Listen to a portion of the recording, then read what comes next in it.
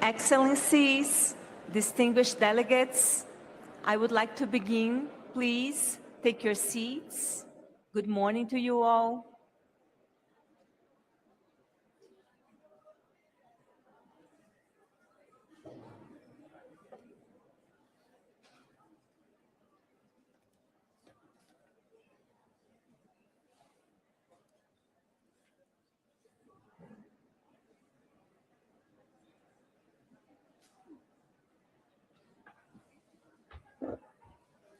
Excellencies, distinguished delegates, ladies and gentlemen, dear friends, I would like to call the meeting to order. I invite delegates to take their seats. Yes, thank you very much. Good morning to you all. Welcome to the 7th meeting of the Subsidiary Body on Implementation. It is wonderful to be here in beautiful Kenya at the United Nations office in Nairobi at UNEP headquarters. This is our last opportunity before we meet in Yerevan to tackle important implementation questions that parties have worked on since the adoption of the KMGBF framework in 2022. We have a full agenda and a clear purpose: to equip parties with recommendations that help accelerate implementation of the Convention, its protocols, and the KMGBF.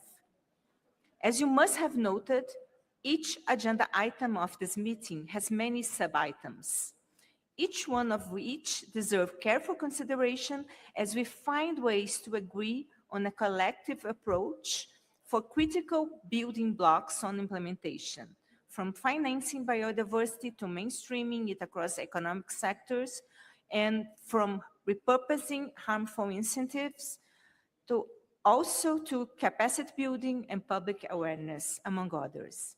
We are here to strengthen the foundation for critical decisions at COP17 in Yerevan, including, of course, the global review of collective progress on the KMGBF.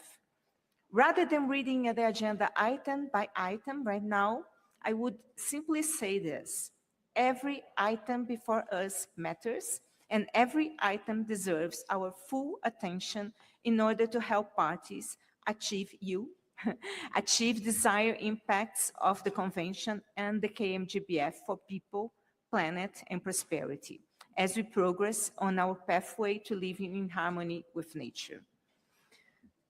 Our challenge here is to work through each agenda item efficiently and collaboratively, while remembering that decisions we take here ultimately affect the well-being of people, ecological foundations of our economies, and the health of our planet. I encourage you, all delegates, to be concise in their interventions and solution-oriented in your negotiations.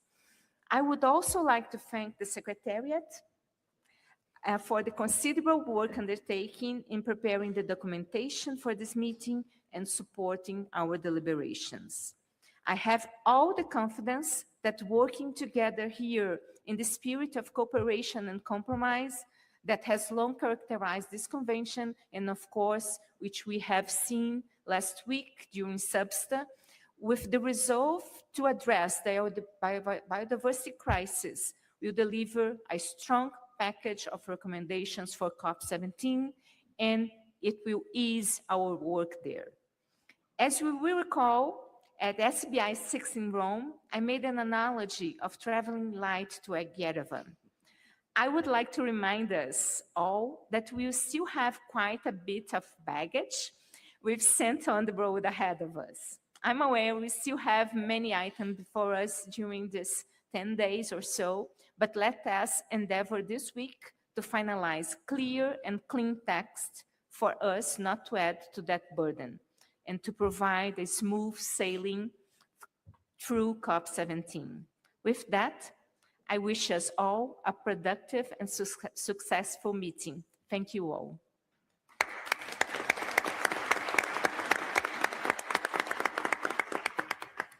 I would now like to invite Ms. Elizabeth Maruma Marema, Assistant Secretary General of the United Nations and Deputy Executive Director of the United Nations Environment Programme, to deliver opening remarks on behalf of Ms. Inger Anderson, Executive Director. Ms. Merema, you have the floor. Thank you very much, Madam Chair. I appreciate. And greetings to all the delegates in the room and outside. It's my pleasure also to see many familiar faces in my old days. So welcome to this beautiful compound, green, but chilly, good weather. So you are all welcome and really a pleasure to be here. And let me begin first to thank the Secretariat led by Astrid for all the work they've put forward to enable us all to meet here.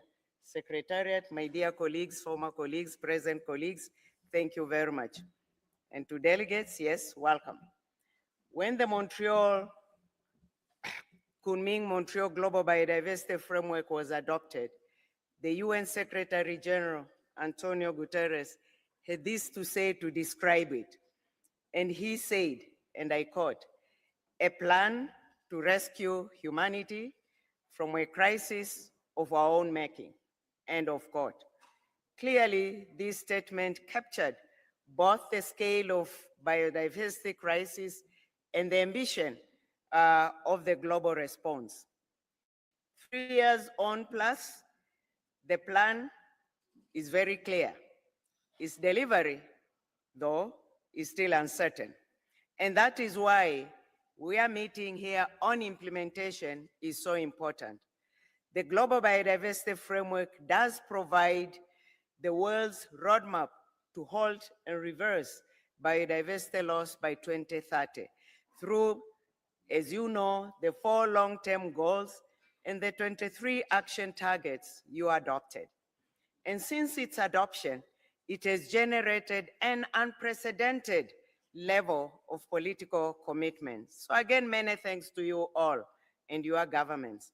Already, we know 170 parties have already submitted the national biodiversity targets aligned to the Global Biodiversity Framework, and that represents almost or over 97%.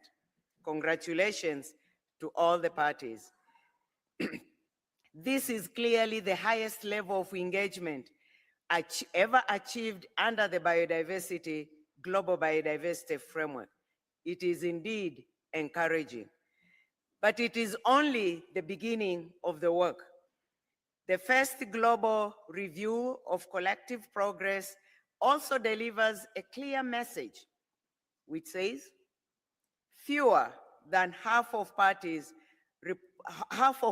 report that they are currently on track to achieve any of the framework's global biodiversity targets by 2030. But collectively, national targets still fall short of the ambition needed to be achieved by our shared global goals. Progress is particularly slow in marine, coastal, and inland water ecosystems, where protection, restoration, and sustainable management continue to lag behind terrestrial ecosystem. That is why this subsidiary body on implementation really matters. Over the coming days, you will review progress in implementing the convention and its protocols, strengthen approaches to capacity building, technical and scientific cooperation, and advance work on mainstreaming biodiversity across sectors. You will also consider emerging issues such as synthetic biology and deepen an engagement of subnational governments and other stakeholders. Most importantly, you will help prepare. Something wrong? Sorry. Most importantly, you will help to prepare the decisions that will guide your conference of the session 17 in Yerevan. Delivering the framework will require a whole of government and a whole of society approach. It will also require stronger institutions, better finance, and more cooperation in science and technology. National governments must work alongside local governments, indigenous peoples, local communities, the private sector, academia, civil society, not forgetting the young people, the youth.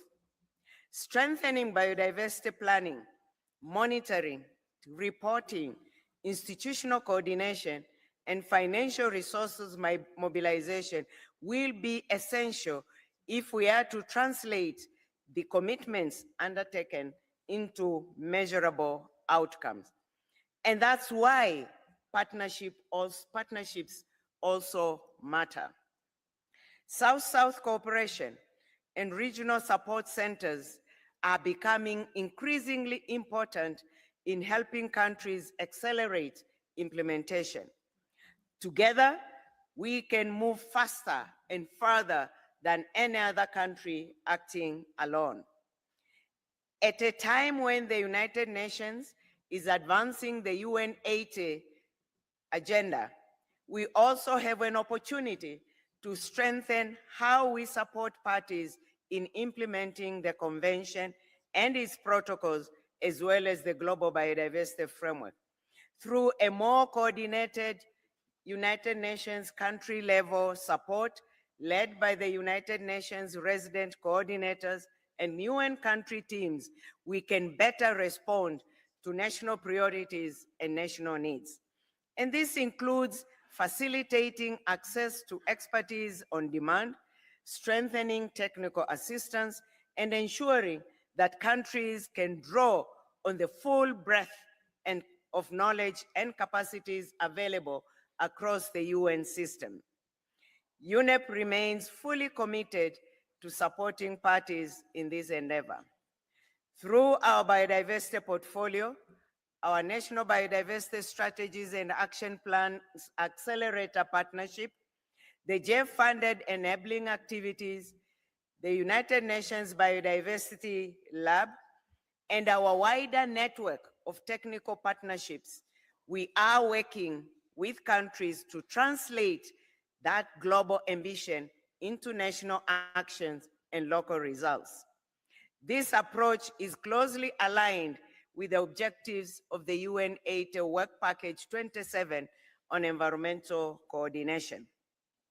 As we work to deliver more effective support to member states, there is a clear opportunity to strengthen cooperation and partnerships across multilateral environmental agreements in the wider UN system. Also, to be able to improve coherence and efficiency, reduce duplication, and make better use of our collective expertise and resources. By working more closely together, we can provide more integrated support to countries and help accelerate implementation of biodiversity and broader environmental commitments. Distinguished delegates, the work before us is about turning commitments into measurable actions. It is about ensuring that science informs policy, that partnerships strengthens implementation, and that today's decisions becomes tomorrow's results. I opened with a quote from the Secretary General, but let me also remind us that he went further to urge us, and I quote, pick up the pace with ambition and accountability, end of quote. Let us therefore use this meeting to identify solutions, to strengthen cooperation, and to prepare the way forward to a successful COP17. I wish you all productive discussions and every success in the crucial work ahead. Thank you very much.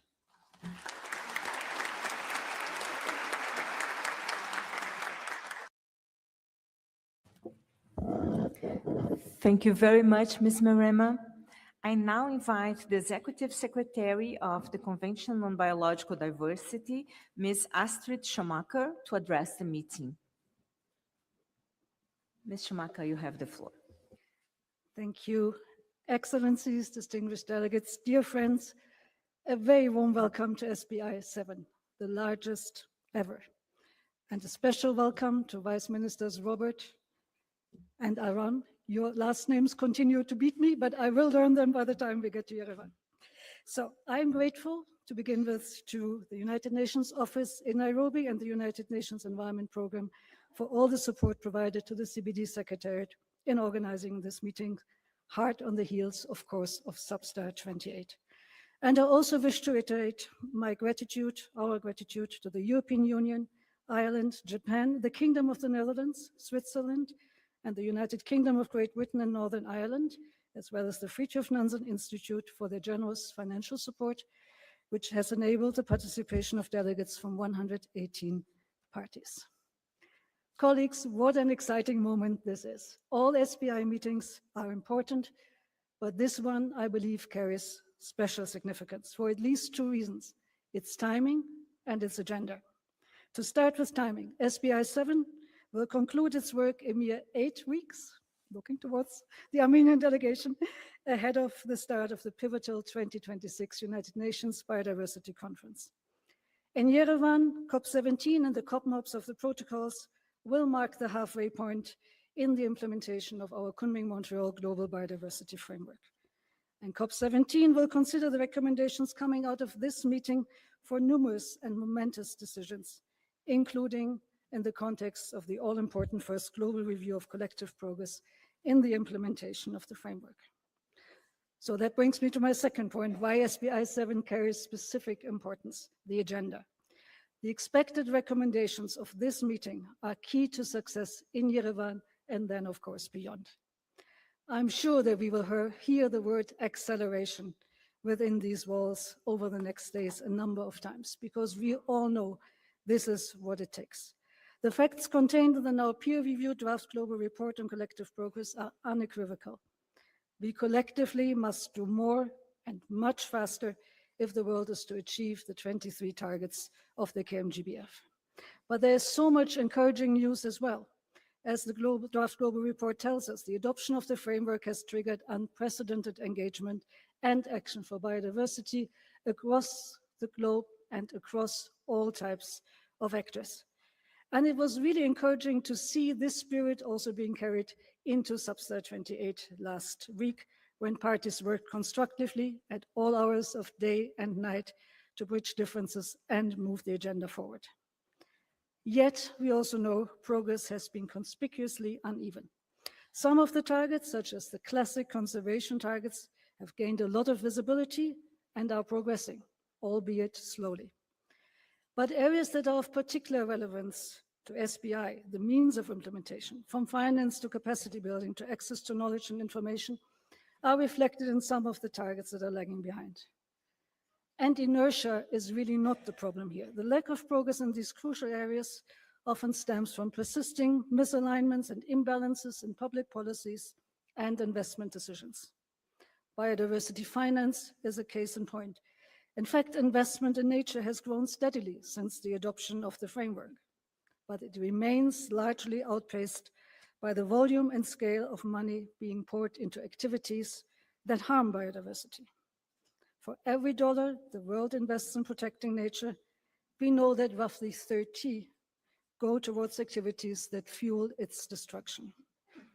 So the world, we believe, clearly now sees the importance of biodiversity action, but it is not yet acting accordingly, to the detriment of biodiversity economies and present and future generations.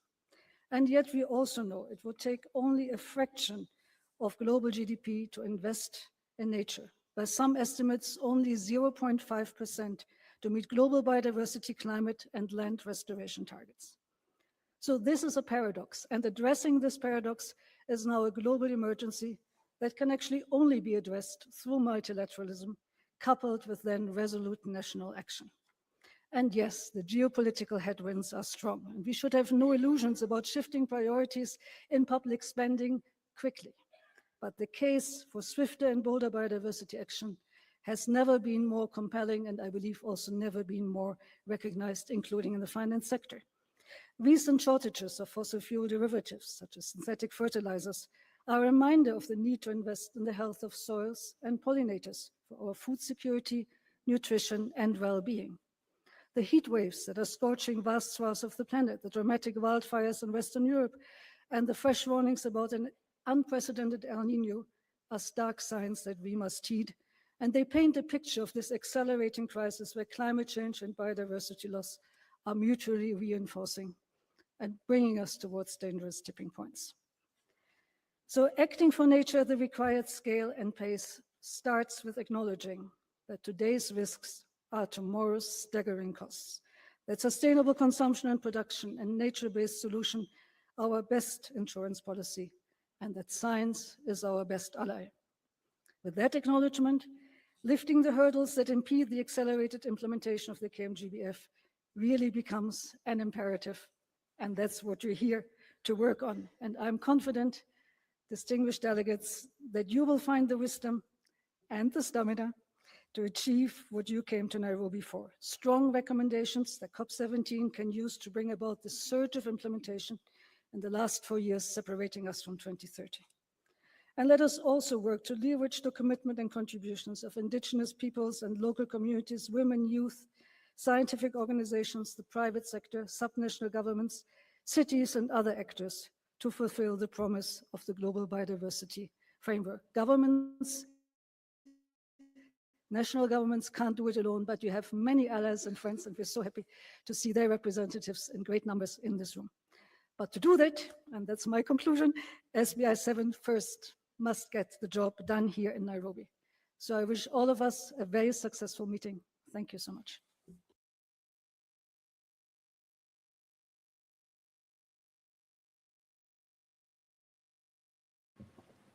Thank you very much, Ms. Schumacher, for your opening remarks. I would like to reiterate my thanks to you and your team for your hard work in preparing for this meeting.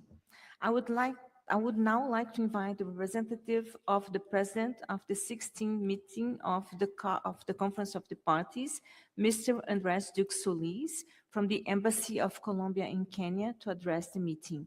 Mr. Solis, you have the floor.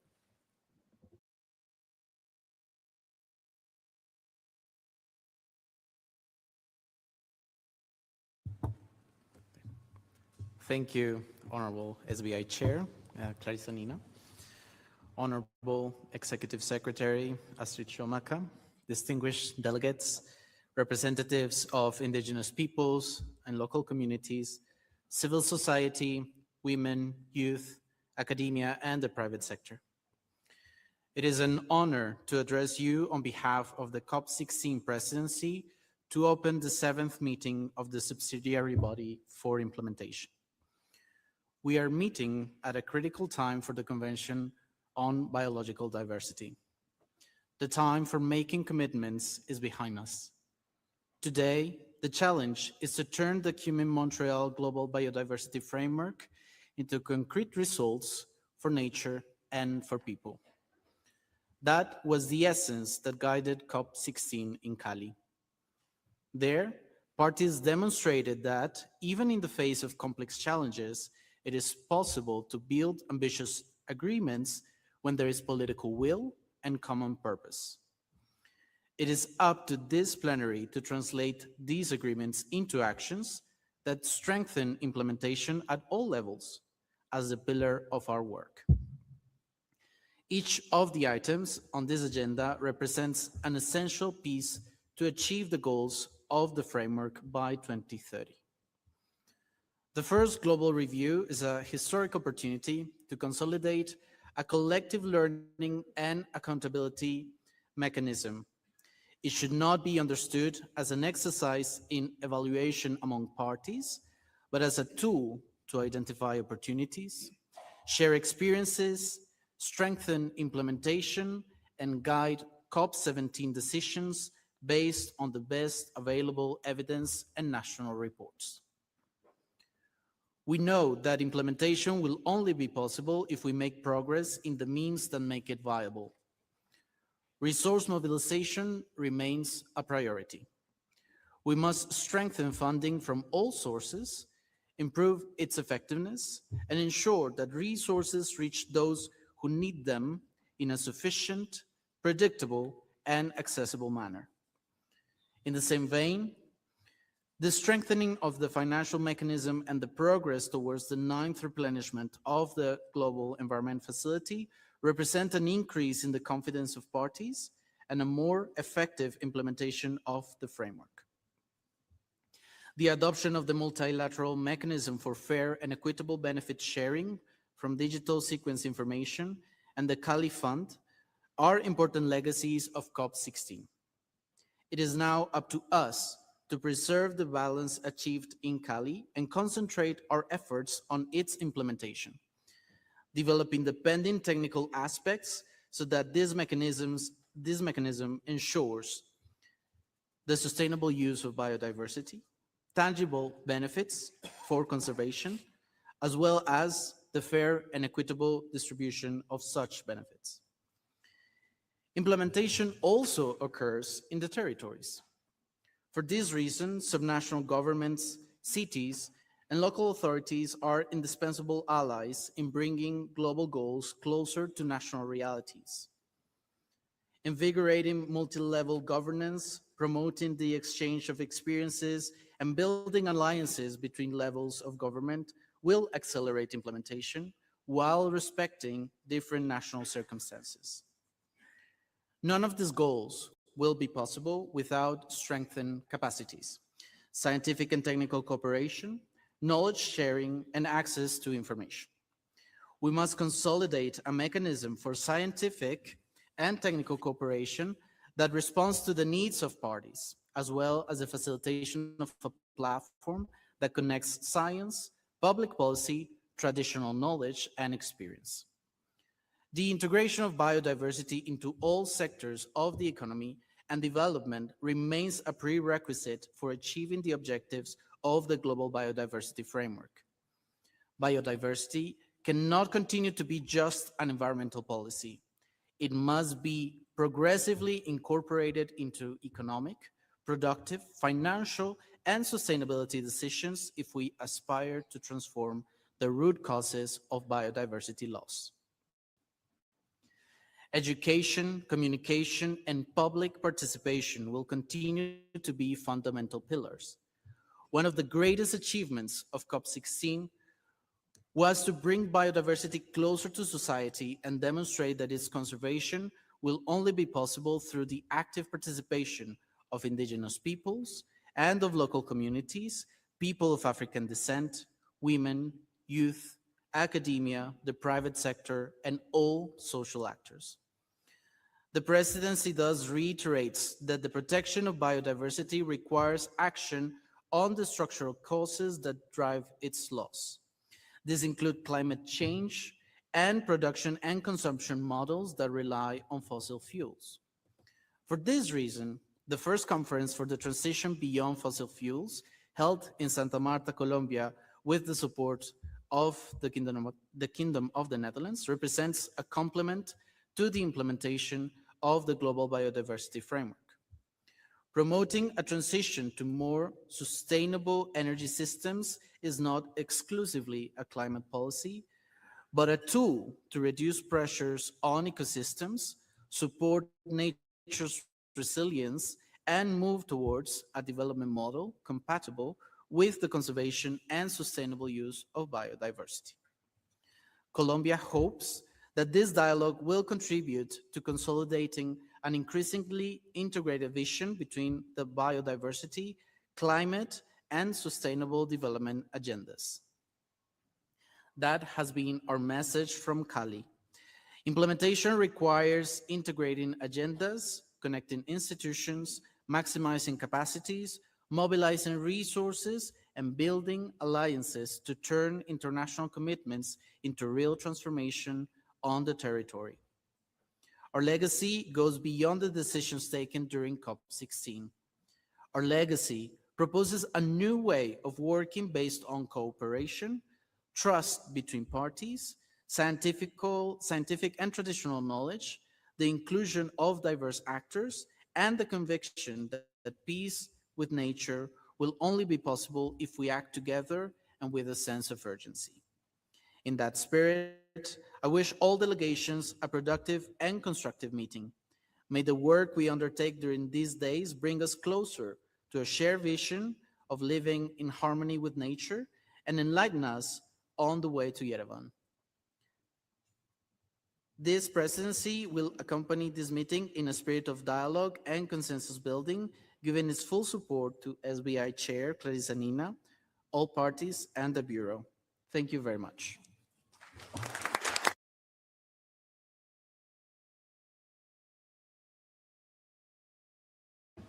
Thank you very much, Mr. Duque Solis. Ladies and gentlemen, with that, we conclude the opening of the meeting. Colleagues, as indicated in the scenario note, I will not be opening the floor to general opening statements by regional groups.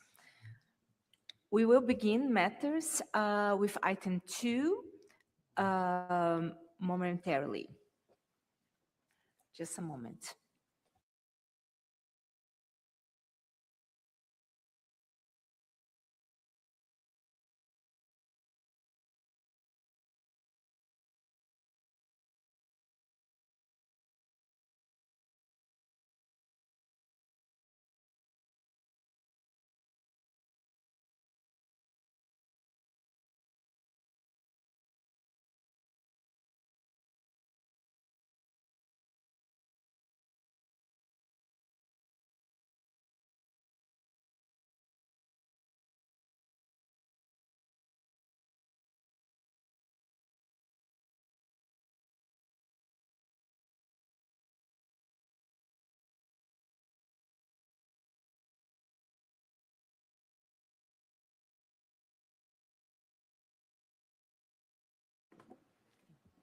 Okay, so item 2, organization matters, adoption of the agenda, and organization of work.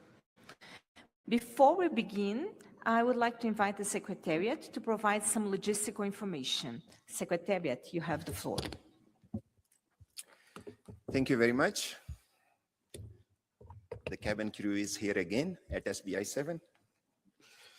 So let me first thank you and say good morning and welcome you all to the SBI-7 meeting. It's very encouraging that we have a very high number of participation and registration, more than 900 participants registered from more than 140 parties. So that's an expression of commitment. So thank you so much for that. Also, we are very encouraged by the other commitments that we are seeing, like the number of contributions you have made to the national reports. Unprecedented, I would say. The comments we received on the global report, unprecedented. And also the movement on targets that the global report is reflecting, I think that's a very encouraging sign. So that gives us all the energy that we have here in the room, that there is a lot of work happening, there is a lot of progress happening. And as my father used to say, if I can repeat, you are doing well, but you can do better. So there is that part that we need to do better, and you have heard it from the executive secretary as well as from the chair. So I think that's the agenda in front of us. It's also a reflection in a way of the reality which is now being understood very well, that there will be no prosperity, there will be no jobs, and there will be no growth on a dead planet. And that's, I think, our collective mission, that we are trying to slow down, reverse, and halt biodiversity loss, because it is the foundational element of human prosperity. So thank you so much for your feedback on SBI-6 services that we provided. That gives us an additional energy and encouragement. So now we are ready for descent to Yerevan in a few weeks. And as the chair has said, let's travel light. So I hope that we will be able to push the agenda forward with more consensus so that the work in Yerevan is much lighter. About this meeting, a few things, which is very usual, which was my last time thing that you all know about it. So please note that this meeting is being held in person only. There is no online participation available. All plenary sessions will, however, be streamed on UN Web TV in all 6 UN languages, as shown on the slide before you. Yes. Because we can't see the slide, so we are looking back. And that offers an opportunity for your colleagues in the capitals to follow the conversations here in the plenary, and also provide you inputs, especially for delegations to coordinate the positions in different locations. I also invite you to take note of the Secretariat's social media channels, which also appear on the next 2 slides. So this is the first slide, so you can see the social media channels to follow and also to tag. And then the second slide you have. Let me begin with information on how to use the microphones. To request the floor, please press the button once, and the light will turn green. When the chair gives you the floor, the technician will activate your microphone. The light will turn red, and you can start speaking. Delegates seated behind microphones allocated to indigenous people and local communities and major stakeholder groups, such as women, youth, NGO, business, and industry, should identify their organizations before commencing their interventions, so that their statements can be properly attributed. Delegates are requested to keep within the assigned time when taking the floor and to speak at a reasonable speed to facilitate the work of interpreters. I will explain shortly the details of the assigned time for interventions. Secondly, regarding the statements, delegates are requested to upload their written statements using the upload statement facility on the meeting page, https://meetings/SBI-7. I hope it's visible there as well. Instructions are displayed on the current slide. In case of any difficulty uploading the statements, delegates are advised to send an email to statements@cbd.int with a copy to secretariat@cbd.int. It greatly facilitates the work of interpreters if you upload your statements prior to being delivered from the floor. However, they will be posted on website only after the delivery. In any case, statements must be submitted within 1 hour after the close of the session in which the agenda item was considered. Kindly note that if any party wishes to have a statement reflected in the report of the meeting, it must be uploaded in the same manner as statements. In your submission, please make sure to include the name of your country or your organization and the agenda item on the first page of the document that is uploaded. Kindly note that for reasons of transparency, all statements will be made public. There is no option for private statements. In the event the party or observer has submitted more than one versions of the statement, we will only consider the most recent uploaded version. In view of the heavy agenda of this meeting, the chair will be limited interventions to 4 minutes for parties speaking on behalf of the regions, 2 minutes for individual parties, 3 minutes for indigenous people and local communities and major stakeholder groups, and 1 minute for non-parties and other observers as time allows. The mics automatically turns itself off when the speaking time is over. Dear delegates, on the slides, as explained in the scenario note contained in document CBD SBI-7 Add 2, as well as in the notification 2026-055 dated 26th June 2026, modalities for early submission of statements are being implemented at SBI-7 on a voluntary and informal basis for all substantive agenda items 3 to 14.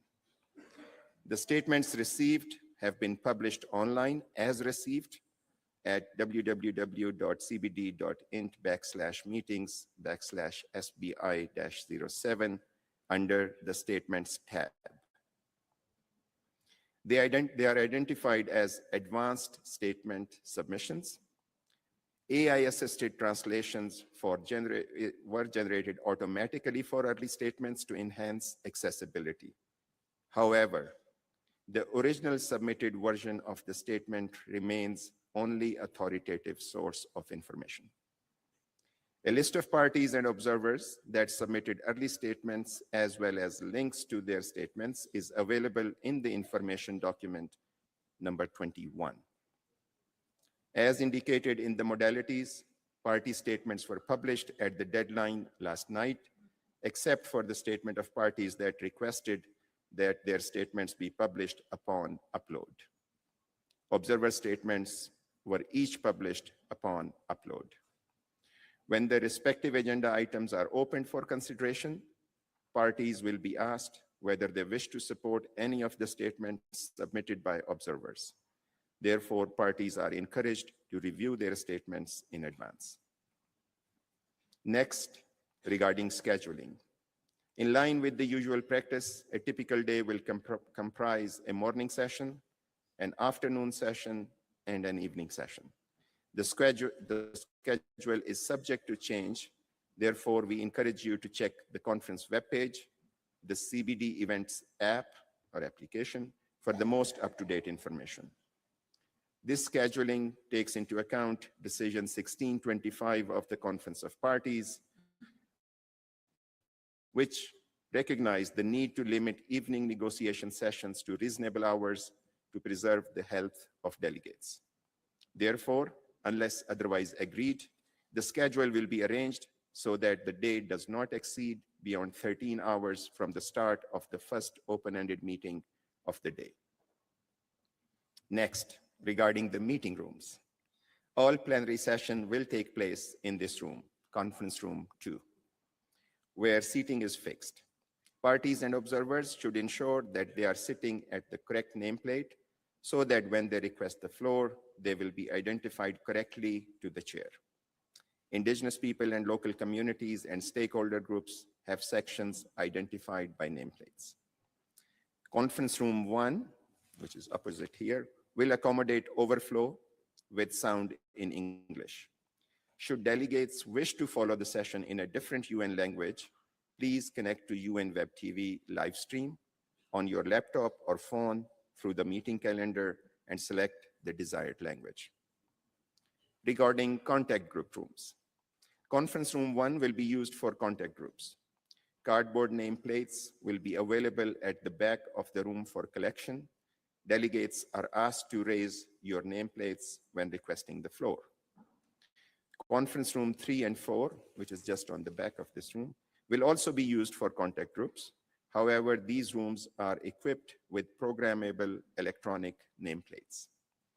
Delegates from parties and other governments are kindly requested to consult the Nairobi 2026 meeting page under the header Microphone Numbers for Contact Groups, which provides a list of each country's login code and step-by-step instructions on how to program the electronic nameplates.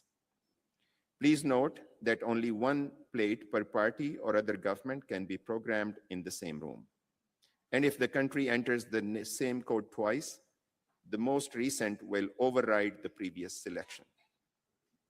It is therefore important for parties to coordinate amongst themselves with regard to who should activate their respective country plate.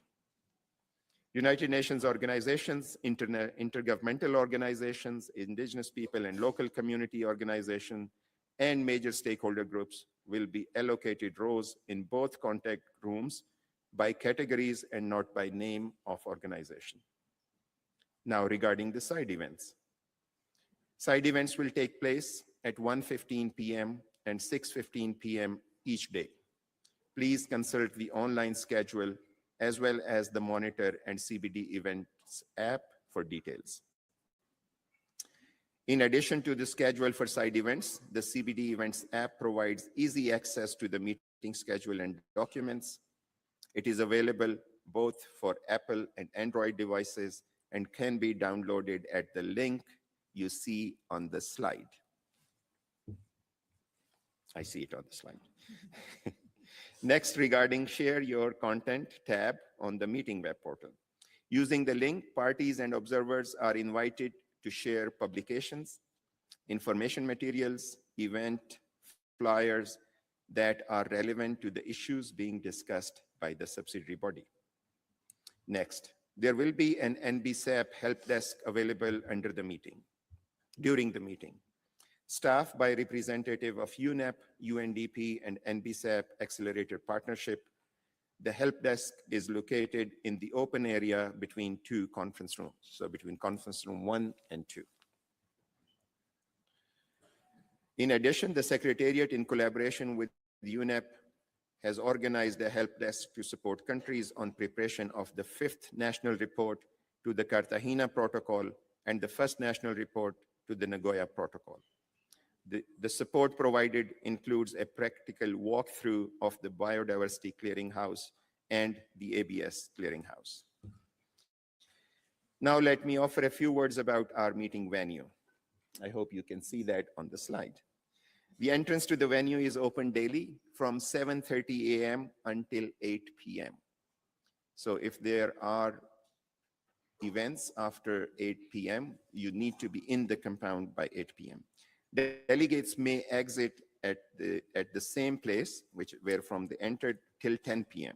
After 10 p.m., the exit is possible, but through the vehicular exit. Delegates are requested to leave the premises within 30 minutes after the conclusion of the last meeting of the day. Food services will be available from 7 a.m. to 9 p.m. daily and will be displayed on the screen, the restaurants that are open. Please note that the food is not allowed in the meeting rooms. Drinks may be brought in if they are in container with a lid. Finally, dear delegates, I hope this is really finally, as we come together again, I take this opportunity to remind participants of the code of conduct in place to prevent harassment at UN system events. And you see it on the screen. Based on this code of conduct, all UN system events are guided by ethical and professional standards, and all participants are expected to behave with integrity and respect toward everyone involved here at SBI-7. We look forward to your kind cooperation, and thank you so much for listening to this monologue. Thank you very much, Secretariat. I would like now to propose the rapporteur of this meeting. After consultation with the COP Bureau, I propose Mr. Bilal Kitchat of Jordan as rapporteur.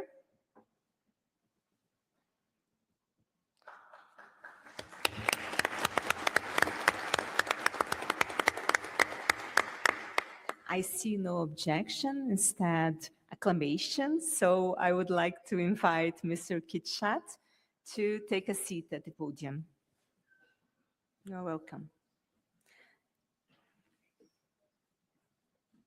Before we go to the next item, I would like to suggest that in order to make efficient use of time and to allow more time for discussions, we refrain from making individual statements to thank or congratulate the chair, the host country, or the secretariat. Therefore, I would like to invite the rapporteur to make a statement of thanks on behalf of all the participants so that this can be avoided in individual interventions. Mr. Kitchat, you have the floor. Thank you, Madam Chair. On behalf of all the participants at this meeting, I take this opportunity to congratulate the chair of the subsidiary body and members of the Bureau for their hard work in preparation for SBI-7. And I wish you the best of success for this meeting on behalf of all of us. I thank the Executive Secretary of the Convention and her team for the preparation of high-quality meeting documents and logistics arrangements.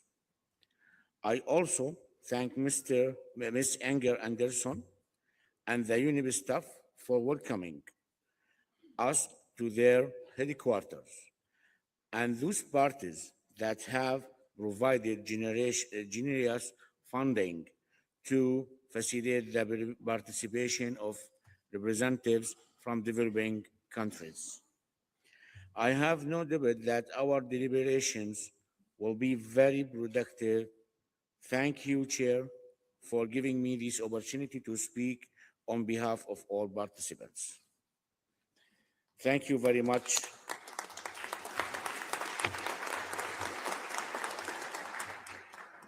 Thank you very much, Mr. Kitschat. This brings us to the adoption of the agenda and organization of work. The Executive Secretary, in consultation with the COP Bureau, prepared a provisional agenda for this meeting. It is contained in document CBD/SBI/7/1, and the annotations to the provisional agenda are contained in CBD/SBI/7/1/add1/rev1. I first submit the provisional agenda for adoption.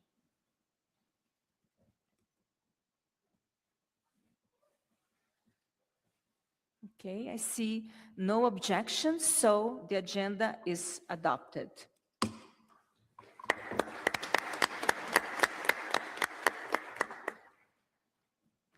Regarding the organization of work, the Secretariat, in consultation with the COP Bureau, proposed the allocation of tasks for the meeting as described in Section 4 and Annex 1 of the scenario note contained in document CBD/SBI/7/1/add1. I now submit the organization of work for approval. I see no objections, so the organization of work is approved. Fiji? Oh, I'm sorry. Oh, I'm so sorry. No, I see that Fiji has asked for the floor. Fiji, you have the floor. Thank you, Madam Chair. Fiji is delivering this statement on behalf of 14 Pacific Island developing states. Madam Chair, we just like to reiterate one point so that this meeting is organized so that we can take part in it in an equitable way. We understand that the Special Voluntary Trust Fund stands at 27% of what the conference itself acknowledged and was needed. We would like to reiterate that Decision 16/28 directs that first priority in allocating participation funding be given to least developed countries and small island developing states. And Decision 16/24 gives this convention agreed procedures for online and hybrid participation. Both were adopted to prevent exactly the exclusion that was just described. We therefore ask in the organization of work for 3 commitments from you, Madam Chair. 1, that the contact groups and informals on items of priorities to small delegations not be convened in parallel, and that where parallel sessions are unavoidable, that the chair state in plenary which items will run concurrently in advance. Second, that no conference room paper be taken up for negotiation unless than 12 hours after it was issued in all working languages, so that delegations can read before being asked to respond on it. And lastly, that the procedures agreed in Decision 16/24 be made available to any delegation whose representative cannot be present, so that the absence from the room does not become absence from the outcome. We are here to engage constructively on every item. Our participation is limited by 5 countries out of 14. We therefore want to be precise and accommodative throughout the 9 days so that we can reach consensus in a collaborative spirit. Thank you, Madam Chair. Thank you very much. Fiji, just a moment.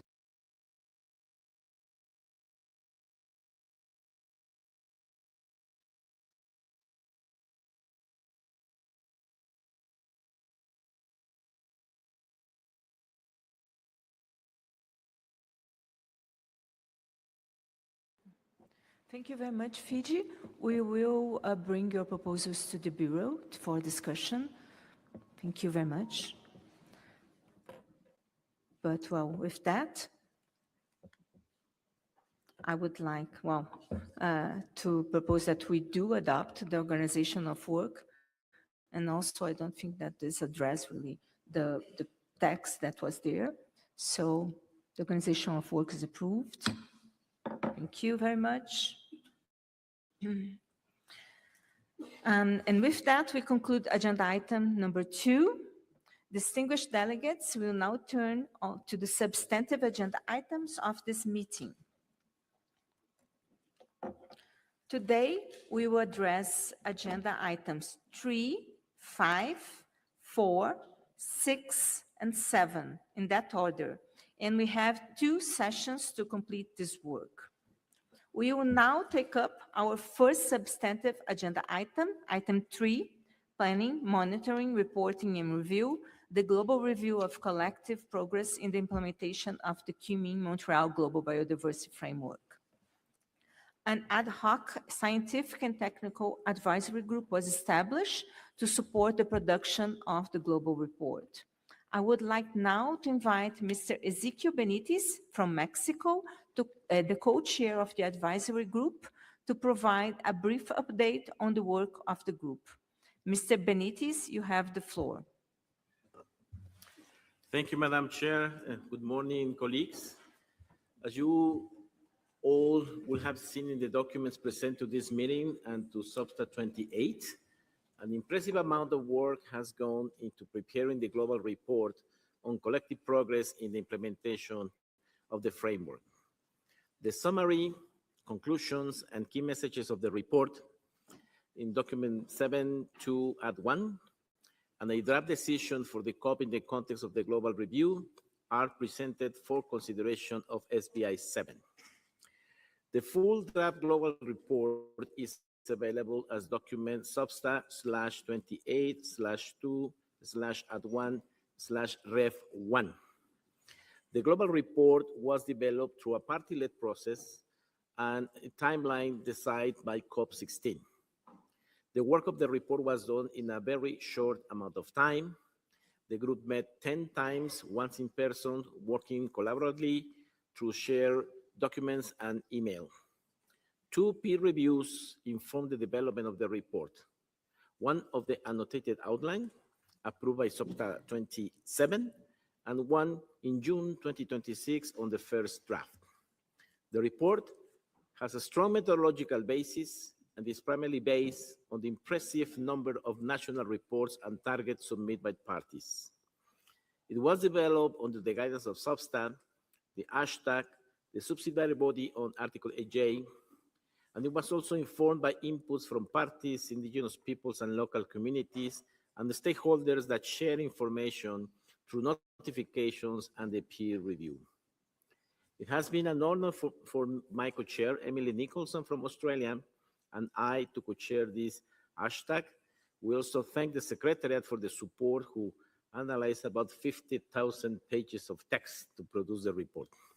I'm here along with many other hashtag members during SBI-7 and can respond to questions that may arise on how the global report was developed. Thank you, Madam Chair. Thank you, Mr. Benitez, and your co-chair, Ms. Emily Nicholson of Australia, and all members of the ad hoc scientific technical advisory group for your hard work and dedication. I would first ask the floor to give a round of applause to the work of the group.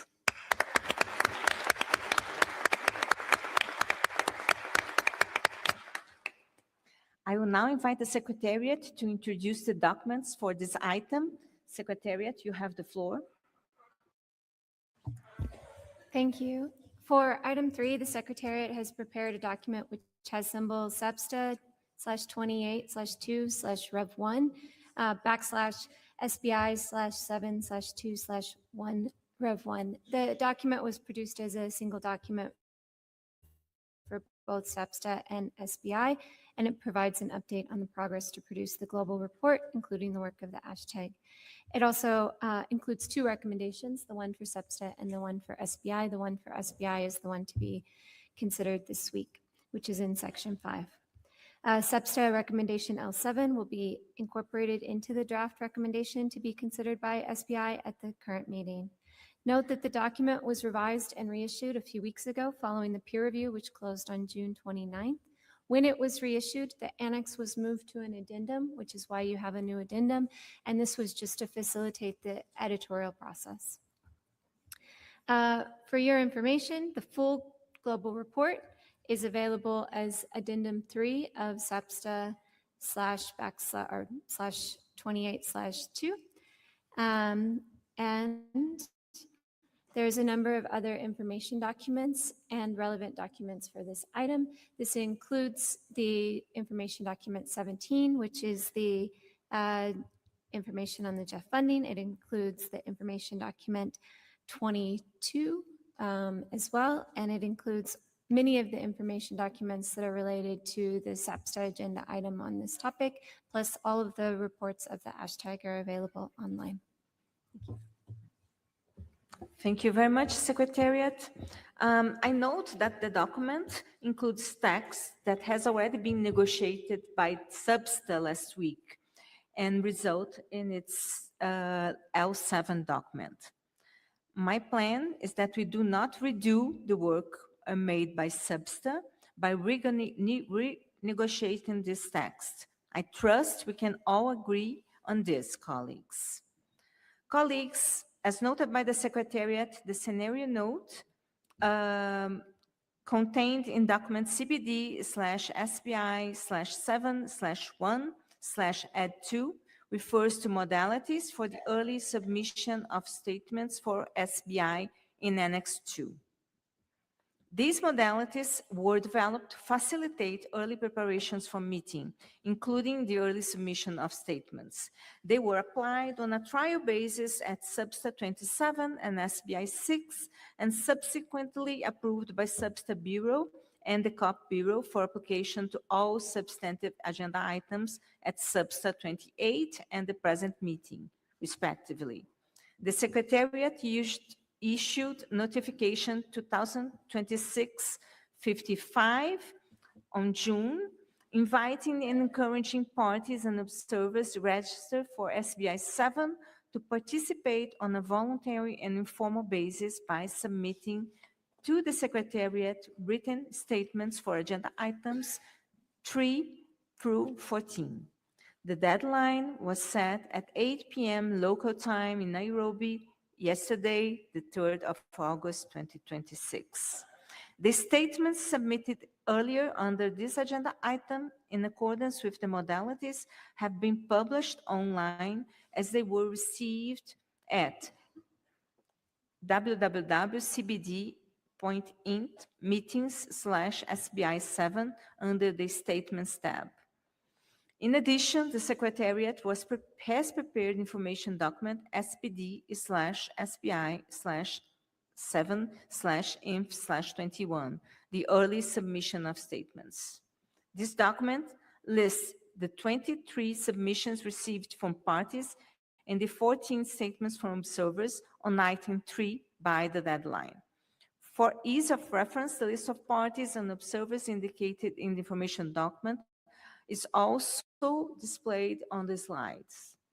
Note that the list of observers only includes those that have registered on site, so it may differ slightly from the list on the web page and in the information document. Given that this modality was intended to be a time-saving measure, the listed parties and observers may wish to refrain from delivering an oral statement, except where necessary to make clarifications to their own statements where necessary. Parties and observers that did not submit written statements during the informal process may wish to request for the floor and submit their written statements as per established procedures. Colleagues, as mentioned earlier, statements submitted during the early submission process were made on a voluntary and informal basis. Therefore, I must ask you whether there are any objections for any parties or observers listed in the information document to your statements on item 3 to be formally entered on record as statements officially submitted for this agenda item in this meeting. Please raise your hands if you have any objection. I don't see any hands, but I do see two parties at my screen. I ask you if this, if you were asking for the floor on this matter or in another matter, China and Bahrain.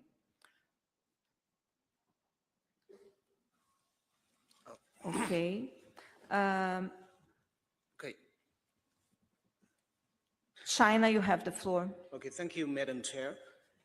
China appreciates the progress made by all parties in the first global review under the convention. China is pleased to note that the positive key findings in the report demonstrate that the KMGBF has stimulated unprecedented global engagement and driven tangible actions across all 23 action targets. These achievements are the result of the joint efforts of all parties and stakeholders.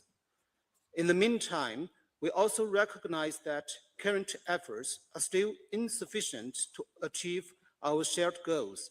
In particular, developing countries continue to face significant constraints in terms of funding, technology, and capacity building support, which hinder their effective implementation of the KMGBF through updated NB subs.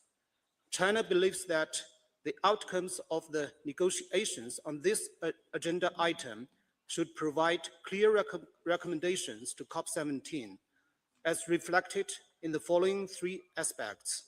First, while candidly identifying gaps, we should send a positive and inspiring political signal.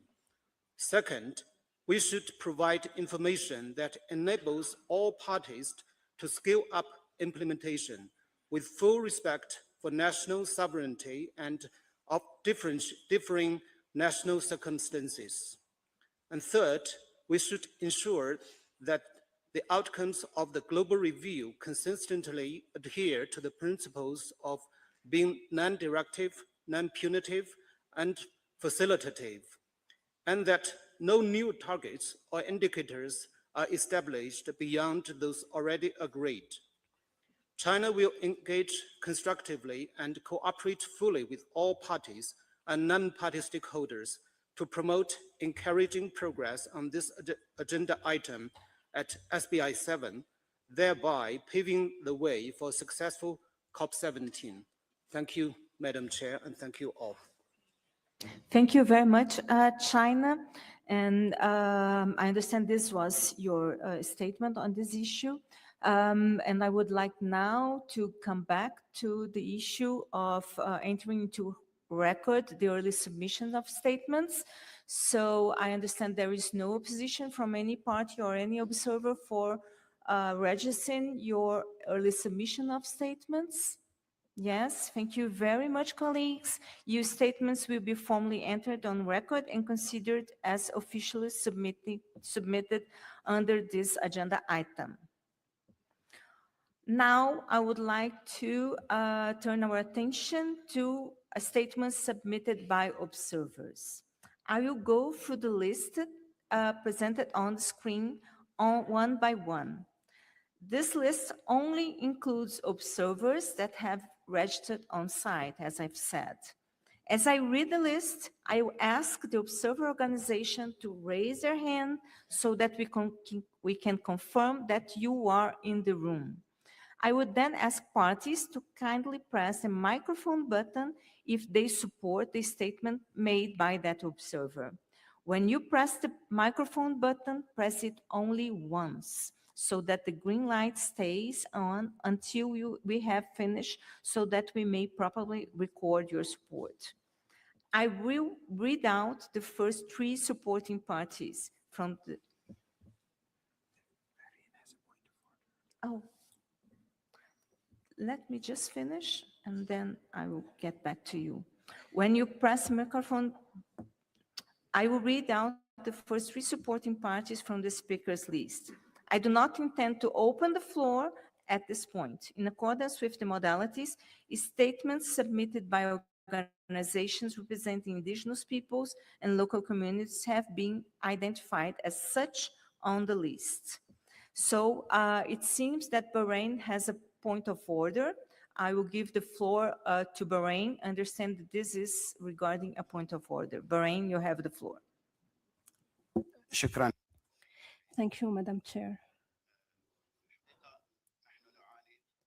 In fact, we cannot access the documents on the website. We struggle, we find difficulty in accessing the documents and reading the submissions on the website. And it's difficult for us to check the documents and to review them beforehand. I would like to ask if this problem can be resolved before we move ahead with our agenda items today. Thank you. Thank you very much, Bahrain. I will give the floor to the Secretariat, and I would like to ask if any other party has a problem accessing the documents. Could you please raise your hands? Ray, could you please check if there is a problem in accessing the statements? Okay, thank you.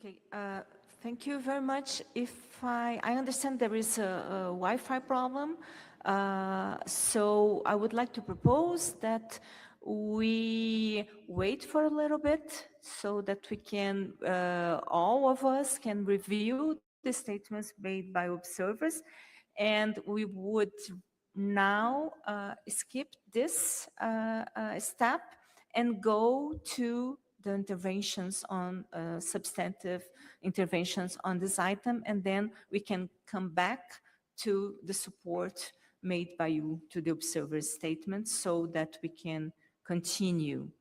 Is that okay? Bahrain, Bahamas, can we proceed like that? Okay. Thank you very much. Dear colleagues, before I open the floor, I would like to encourage you to keep your statements short and concise and focus on the essential points. I may close the list of speakers as needed, but I will give fair warning before I do so. I will be limiting interventions to 4 minutes for parties speaking on behalf of regions, 2 minutes for individual parties, 3 minutes for indigenous peoples and local communities and major stakeholders groups, and 1 minute for non-parties to the convention and other observers, as time allows. Microphones will turn themselves off automatically when the speaking time has been reached. I will seek your cooperation and indulgence in order to maintain a constructive and focused discussion throughout the meeting.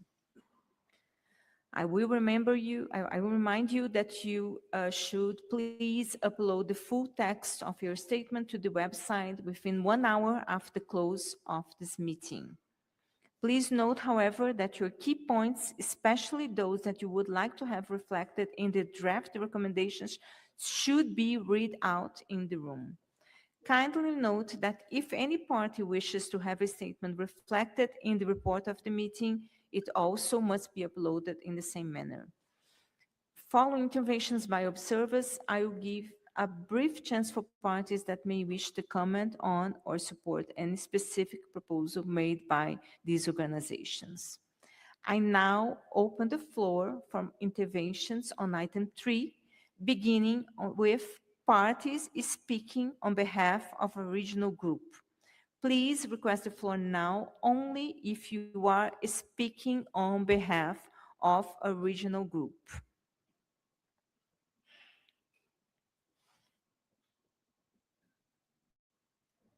Okay. I will take the first intervention from Ghana. Understand that it's speaking on behalf of the African group. Ghana, speaking on behalf of the African group, you have the floor. Thank you, Chair. Ghana delivers the statement on behalf of the Africa Group. Chair, the Africa Group recognizes the value of the first global review of collective progress in the implementation of the KMGBF and appreciates the efforts of parties, the Secretariat, and all stakeholders who contributed to this important milestone. We consider this as the beginning of an iterative process that should guide and enhance the implementation, provision of adequate means of implementation, and collective action towards achieving the Framework 2030 targets and the 2050 vision. Chair, the findings of the global review provide a clear statement. While the framework has galvanized unprecedented action, innovation, and collaboration, and noting that encouraging progress has been made in developing revised NBSAPs, national targets, and 7th national reports, implementation is not yet occurring at the pace and scale required to achieve the framework. The Africa Group emphasizes that the implementation gap has at its core a gap in the provision of the means of implementation. Bridging this gap will require ambition to be matched by effective implementation, supported by adequate, predictable, and accessible financial resources, capacity building and development, technology transfer, and scientific and technological cooperation. In this regard, we particularly welcome the draft decisions provisions recognizing the need to identify and respond to parties' implementation needs, inviting donors and partners to tailor their support accordingly, and the emphasis on ensuring that the findings of the review inform future working on monitoring, strengthening the financial mechanism of the convention, capacity building and development, and technical and scientific cooperation among parties.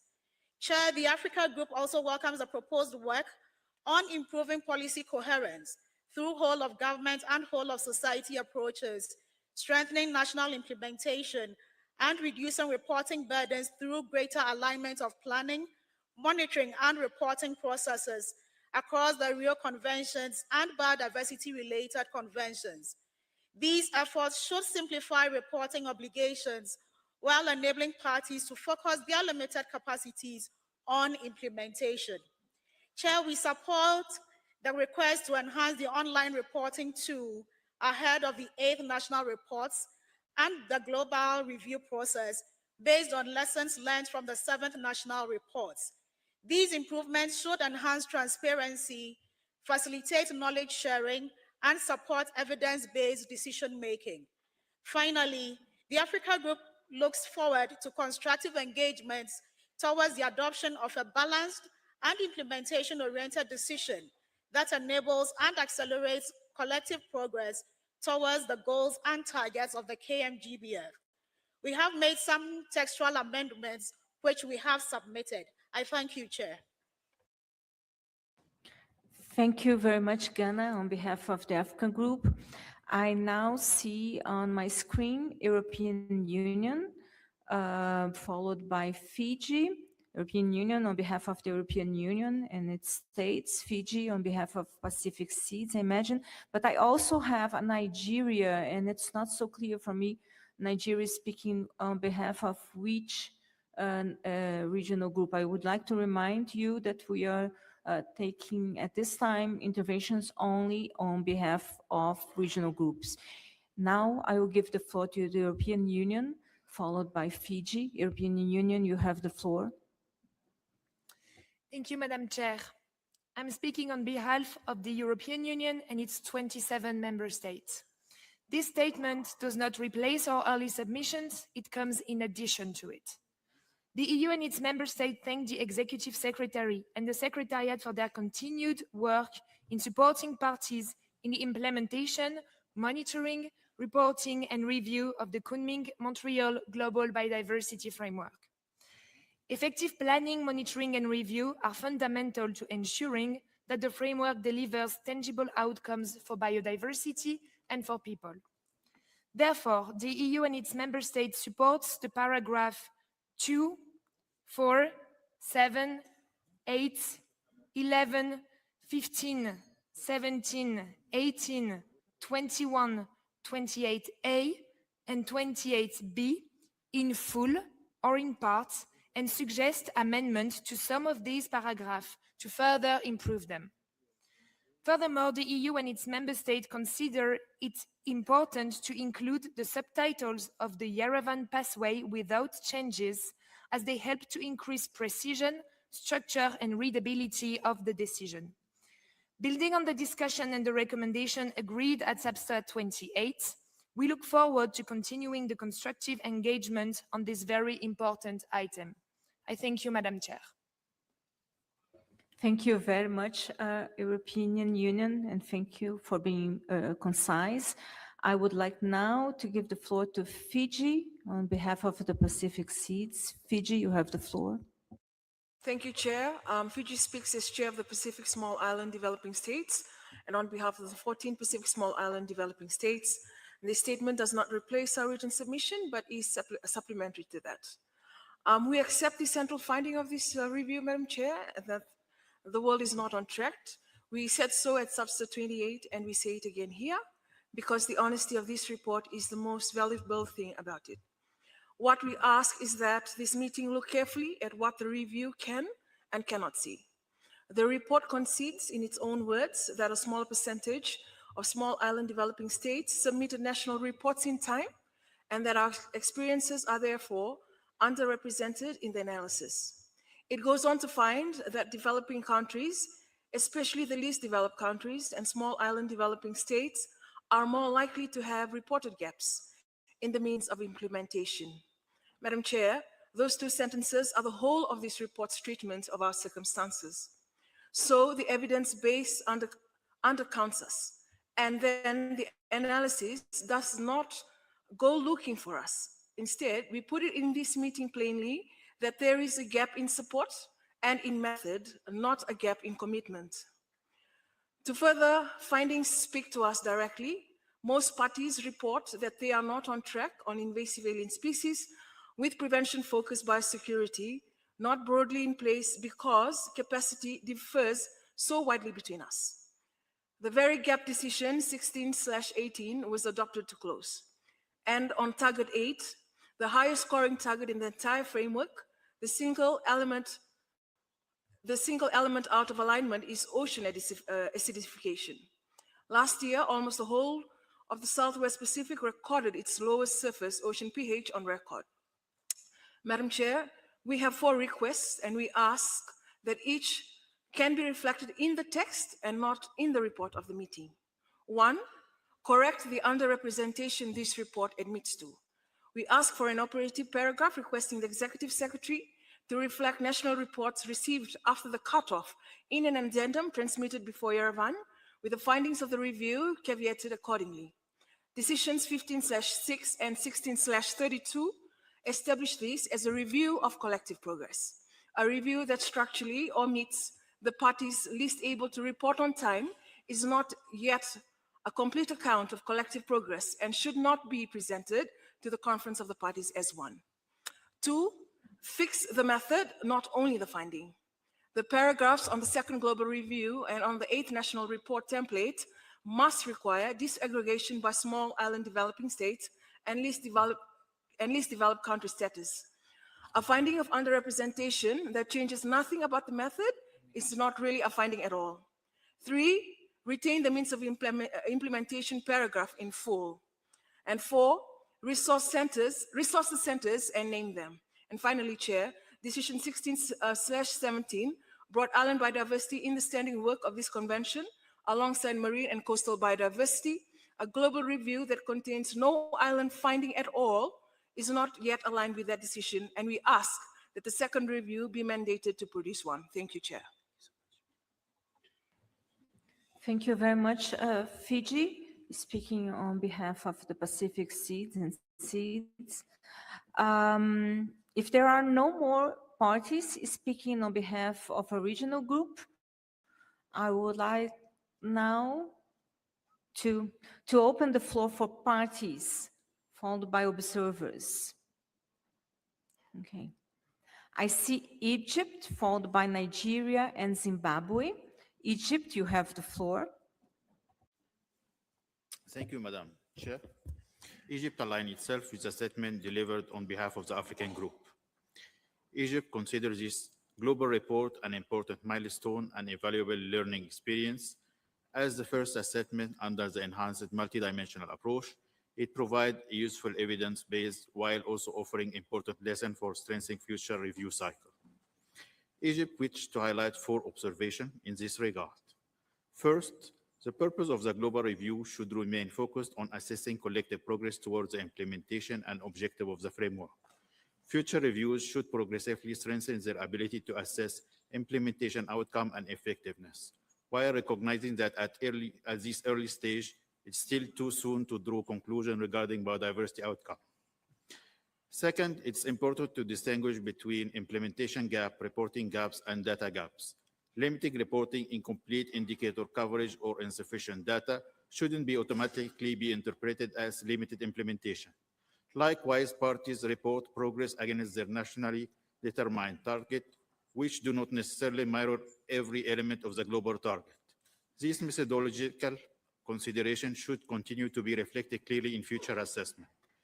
Third, the report confirms that the principal barriers to implementation are not limited to national action, but also include persistent gap in the means of implementation, including financial resource, capacity building, technology transfer, technical and scientific cooperation, and knowledge sharing.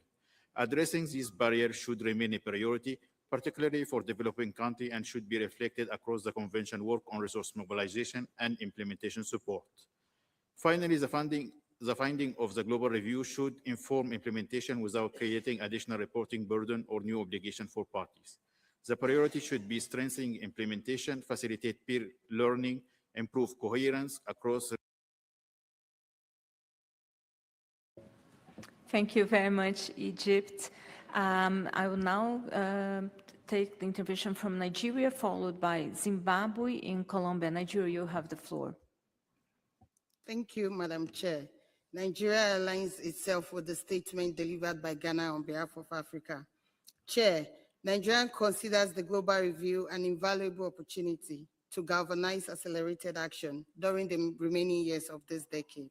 However, this process can only achieve its purpose if it provides clear signals on where investments are mostly urgently needed to achieve 2030 target and goals, accompanied by forward-looking recommendations that help parties address identified implementation gaps. In this regard, Nigeria believes that the discussion should identify practical pathways for focused action in areas where progress is lagging and where interventions can generate the greatest impact across the entire KMGBF. We particularly support stronger recommendations on reforming harmful subsidies and incentives, improving the quality and effectiveness of protected and conserved areas, and mainstreaming biodiversity across productive sectors and spatial planning.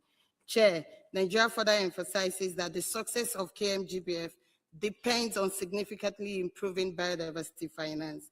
We therefore call for stronger provisions on reforming incentive harmful to biodiversity, aligning public and private financial flows with environmental commitment, and accelerating implementation of Target 19. We look forward to the adoption of a strengthened implementation-oriented decisions that accelerate collective progress towards achieving the 2030 target. We'll submit our text in writing. Thank you, Chair. Thank you very much, Nigeria. I would like now to give the floor to Zimbabwe, followed by Colombia. Zimbabwe, you have the floor. Thank you very much, Chair, for giving me the floor. Zimbabwe would like to align itself with the statement delivered by Ghana on behalf of the Africa region. Chair, the global report is a key source document for the global review and should serve as an important basis for deliberations at COP17. However, It should not replace the national reports submitted by parties, which remain the primary source of information and data on national implementation. Furthermore, the COP17 decision should reaffirm the implementation of the KMGBF, that it should take place in accordance with national circumstances, priorities, capacities, and each country's developmental needs. The decision should also contain clear language calling on parties to accelerate the implementation of the framework, particularly through enhanced technology transfer, capacity building, increased predictable and accessible financial flows to developing countries, least developed countries, as well as small island developing states. Chair, the primary purpose of the global review should be participatory, inclusive, and furthermore, the review should provide a sound basis for identifying implementation gaps and recommending practical measures to address them. Finally, Zimbabwe has submitted its proposed textual amendments and reaffirms its commitment to engaging constructively and in good faith throughout the negotiations. Thank you very much, Chair. Thank you very much, Zimbabwe. Before giving the floor to Colombia, followed by the Democratic Republic of Congo and Saudi Arabia, I would like now to just say to observers that you will be given the floor afterwards. So if you have asked for the floor, please disengage the microphone right now. Colombia, you have the floor. Gracias, señora Presidenta. Thank you, Chair. Colombia welcomes the work conducted by the Secretariat in preparing the first global report on the Global Biodiversity Framework. We believe this exercise needs to transcend assessment of progress and consolidate itself as a tool to accelerate the implementation towards 2030. Its main value is guiding decision-making and identifying common gaps and facilitate the exchange of solutions between parties. Collective ambition in implementation are not efficient, or means of implementation are not sufficient. We need to maintain political will and the sense of urgency in this regard. This is time to speed up. In this regard, Colombia would like to highlight three aspects. First, assessment of progress needs to maintain a balance between what's to be achieved, means of implementation, resource mobilization, capacity building, technical cooperation, governance, and national monitoring systems. These are habilitating or facilitating circumstances which needs to be made more explicit in global review. Second, we believe it's important that the Secretariat strengthen communication of results of the report, in particular, the color system used in order to reflect the state of global targets. It's essential to clarify which colors represent an assessment of collective progress in terms of means of implementation and not a qualification of the progress of individual countries. Finally, the global review needs to recognize explicitly the value of national monitoring systems, which have a whole government, a whole society approach, ensuring respect for human rights, the full and effective participation of indigenous peoples, Afro-descendants, women, youth, and other groups in the implementation, monitoring, and presentation of reports. Colombia trusts that the results of this exercise will provide a solid base for decision-making, which will guide COP17 and to accelerate collectively the implementation of our work. Thank you. The mic cut off. Thank you very much, Colombia. I would like to remind delegates that even though we are pressed by time, we should allow dictation so that the translation, dictation speech so that the translators could keep everything. I would like now to give the floor to the Democratic Republic of Congo, followed by Saudi Arabia and India. DRC, you have the floor. Merci. Thank you, Chair, for giving me the floor. The DRC supports the statements made by Ghana on behalf of the African Group. While we welcome the work conducted by the Secretariat, the DRC would like to review in the final draft recommendations all provisions aiming to strengthen inclusivity, collaboration, exchange of experiences, human rights. We need to encourage parties and other stakeholders, indigenous peoples, local communities, women, youth, and other civil society organizations, private sector, to contribute to and accelerate the implementation of the framework, in particular, correcting any current gaps in the implementation. In particular, we need to strengthen collective ambition and means of implementation, improving consistency between policies, the integration of biodiversity, and the mobilization of all stakeholders. We would also like to support any initiative which aims to mobilize more resources for capacity building, technology transfer, and technical and scientific cooperation in order to enable developing countries to achieve the goals of the framework and the convention. Thank you. Thank you very much, DRC. I would like now to give the floor to Saudi Arabia, followed by India and Kenya. Saudi Arabia, you have the floor.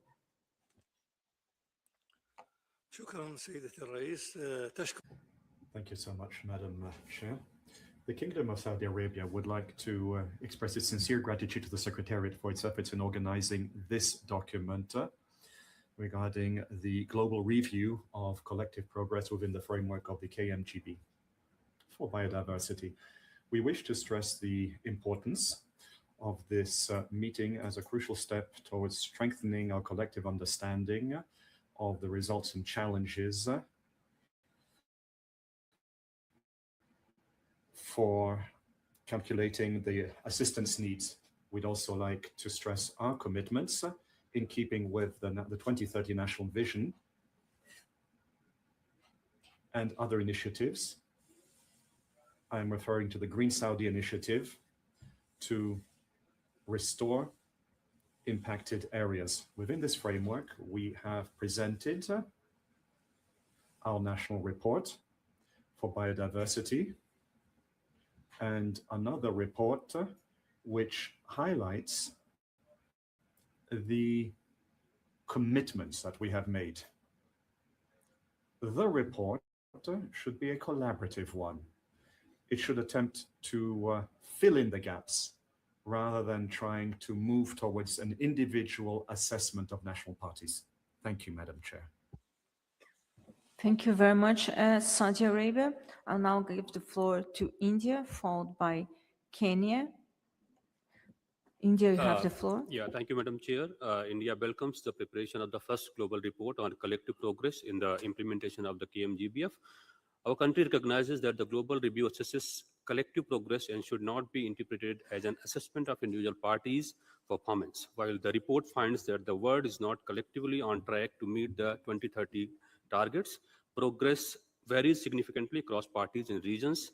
National circumstances, capacities, and priorities should therefore remain central when interpreting the findings. As reflected in India's 7th National Report to the CBD, India is on track to implement all 23 targets and the 4 goals of the framework. References in the draft decision regarding the lack of progress should therefore reflect the collective global situation and not imply uniform performance across all parties. We would like to highlight that several of our national initiatives integrate approaches that are gender responsive and includes women, youth, and local stakeholders at all levels, including the local communities. For example, our biodiversity management committees and Panchayati Raj institution are a working model of decentralized biodiversity governance for scaling up community and local government engagement. Further, India's achievement in terms of implementing Target 13th of the KMGBF may duly be reflected as a model for other country parties. India stresses that effective global review requires robust, transparent, and nationally driven monitoring system while supporting further operationalization of the monitoring framework.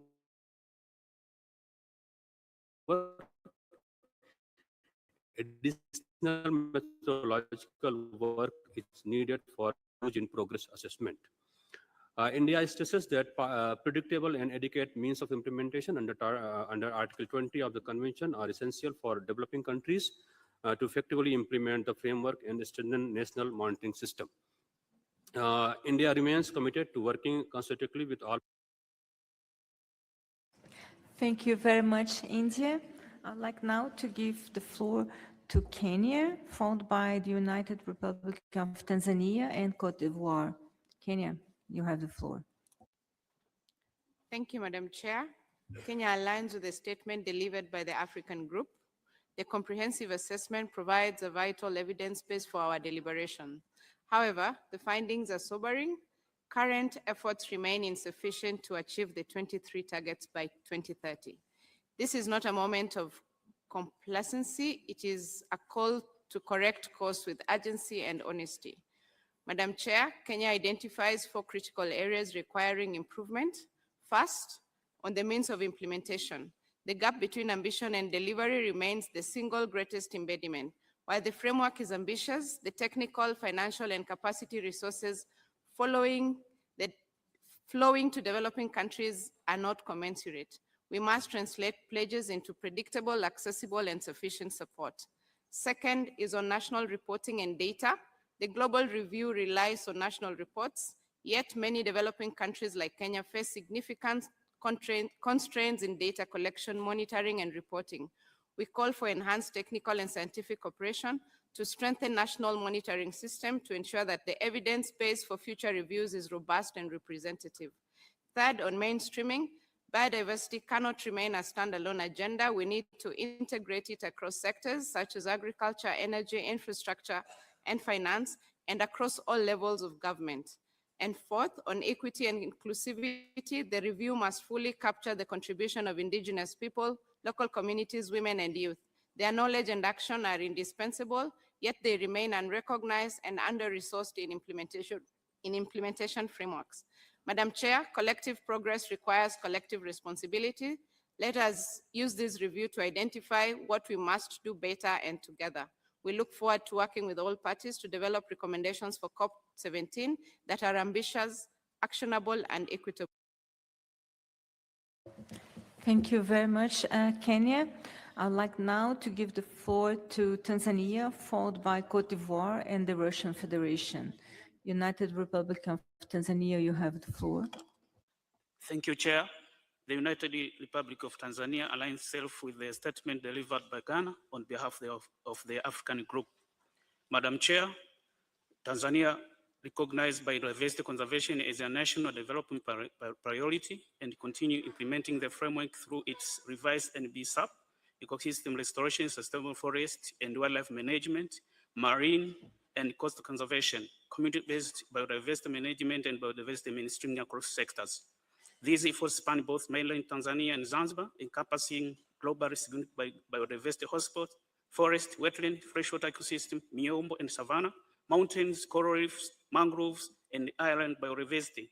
However, predictable financing, technology transfer, scientific cooperation, capacity building, and access to biodiversity information remain a critical challenge. We therefore call for the strengthened support through Global Environmental Facility, the Global Biodiversity Framework Fund, and other financing mechanisms aligned with nationally identified priorities. Tanzania further emphasized the need to strengthen national implementation system, particularly biodiversity monitoring, integrated information management, data interoperability, and cross-sectional coordination. Community-based monitoring, citizen science, and indigenous peoples and local community knowledge should be complement scientific monitoring and improved evidence-based decision-making.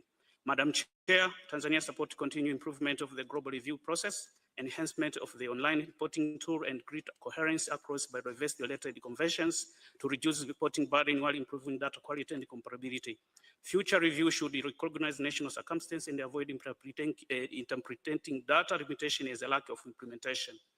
We remain fully committed to working constructively with all parties toward a balanced, ambitious, and implementation-oriented outcome that accelerates achievement of KMGBF framework. I thank you. Thank you very much, the United Republic of Tanzania. I'll now give the floor to Cote d'Ivoire, followed by Russian Federation and Indonesia. Cote d'Ivoire, you have the floor. Merci, Madame. Thank you, Chair, for giving me the floor. Cote d'Ivoire fully aligns itself with the statement made by Ghana on behalf of the African Group. For Cote d'Ivoire, this first global review should not be considered as a simple assessment exercise. It should first and foremost be an instrument to guide us, enabling us to accelerate the implementation of the framework, to strengthen the means of implementation, and to improve the effectiveness of national policies to promote biodiversity. In this regard, we fully support the provisions of the draft decision, aiming to strengthen national monitoring and knowledge systems and pursuing the operationalization of the global monitoring framework. Cote d'Ivoire's experience shows that the quality of decisions closely depends on the availability of reliable data, which are harmonized and regularly updated. We therefore encourage the strengthening of national biodiversity monitoring systems, an improvement of the interoperability of data platforms, as well as the development of national capacities in terms of the production, management, and use of the indicators. Côte d'Ivoire believes that the main obstacles identified in the global report can only be overcome thanks to significantly increasing means of implementation. In this regard, we call on development partners, international institutions, and financial mechanisms to increase their support to developing countries in order to enable them to strengthen institutional capacities, national monitoring systems, and implementation mechanisms. Côte d'Ivoire remains convinced that the success of the Montreal Global Biodiversity Framework will depend, and the mic is cut off. Thank you. Thank you very much, Côte d'Ivoire. Dear colleagues, I will soon close the list of speakers. I would like now to give the floor to Russian Federation, followed by Indonesia and Ukraine. Russian Federation, you have the floor. Thank you. Thank you so much, Madam Chair. The parties to the convention have done extensive work within the framework of COP28 to ensure that the findings of the global report are taken into account. And a number of repetitions in the various paragraphs is something that should be deleted. Now, the main value of the global report lies in the fact that its preparation identified a number of very important elements for revising implementation priorities, shortcomings in securing means of implementation, and approaches to the use of the monitoring system. Now, within the framework of SBI-7, we would like to stress the following recommendations: updating the format of the national reports, including to take into account other strategic documents of the various states, updating the requirements of the global report, improving of the online reporting tool on the convention's website, guarantees for the timely provision of adequate resources, and capacity building. We would like to specifically highlight the adoption of a mandatory requirement for the GEF and its implementing agencies to allocate sufficient resources and fully organize the work on preparing the 8th national report or communication report in all countries eligible to receive resources, and do this before COP18. This should facilitate the timely preparation of the 8th national communications. It is very important to now identify the key elements that are necessary before COP18. We again reaffirm the fundamental principle that national documents must be used to assess collective progress. And we'd like to note that the global report, as proposed in the draft recommendations, cannot replace COP decisions or serve as their basis. Thank you very much, Russian Federation. I will now give the floor to Indonesia, followed by Ukraine and Antigua and Barbuda. Indonesia, you have the floor. Thank you, Chair. Indonesia highly appreciates the ASTEC for preparing the first global report on collective progress under the KMGBF. We consider it a valuable global overview, while noting that its findings should be interpreted in light of differing national circumstances, capacities, and stages of implementation. We reaffirm that the review should remain collective, facilitative, non-intrusive, and non-punitive, consistent with the agreed modalities without ranking parties or creating obligations beyond those agreed under the convention and the framework. Indonesia further emphasized that successful implementation depends not only on stronger monitoring systems, but equally on robust means of implementation, including predictable and timely finance, capacity building, access to and transfer of technology, technical and scientific cooperation, and knowledge sharing, including through South-South triangular and regional cooperation and effective regional support centers. Indonesia supports strengthening national monitoring systems in a country-driven manner with adequate support for developing country parties and considers that priority should be given to building capacity for the effective use of existing headline indicators before introducing additional ones. Indonesia also highlights the value of bringing scientific knowledge together with the traditional knowledge, innovations, and practices of indigenous people and local communities consistent with national legislation and applicable international obligations. Future work on the monitoring framework could usefully focus on improving usability and interoperability, minimizing additional reporting burdens, and preserving sufficient flexibility for parties with different capacities. I thank you. Thank you very much, Indonesia. I would like now to give the floor to Ukraine, followed by Antigua Barbuda and Chile. Ukraine, you have the floor. Thank you, Chair. Ukraine remains committed to the objective of the Convention. At the same time, we are compelled to emphasize that the implementation of this task in Ukraine is taking place under the unprecedented challenge, the armed aggression of Russian Federation against Ukraine, which continues for the 13th years and which, since 24 February 2022, has grown into a legal and provoke and justify full-scale military invasion of Ukraine by the Russian Federation. Russian Federation armed aggression against Ukraine directly destroyed biodiversity. 11,000 cases of environmental damage caused to Ukraine by the Russian aggression have already been recorded, and this number is increasing every day.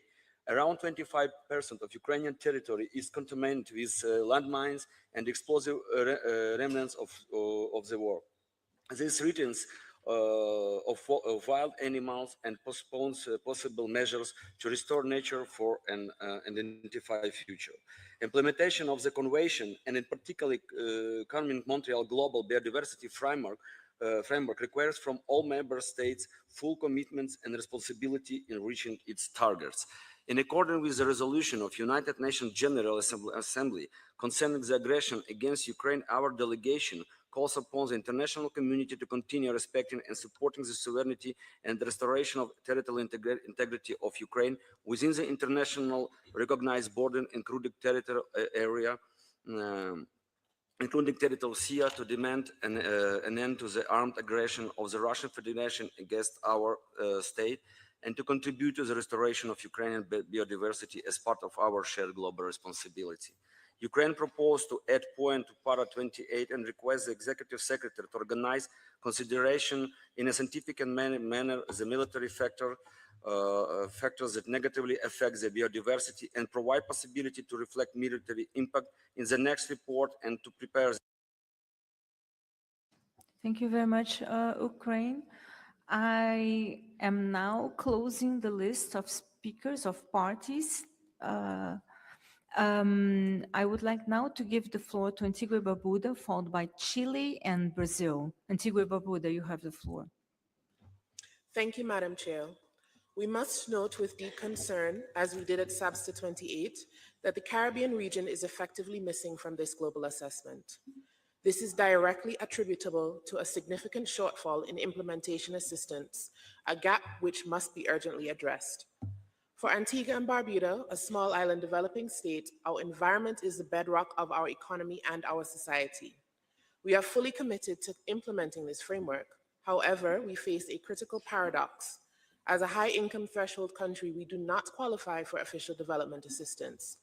This means we are excluded from the primary financial mechanisms designed to support biodiversity implementation, yet we are held to the same ambitious global targets.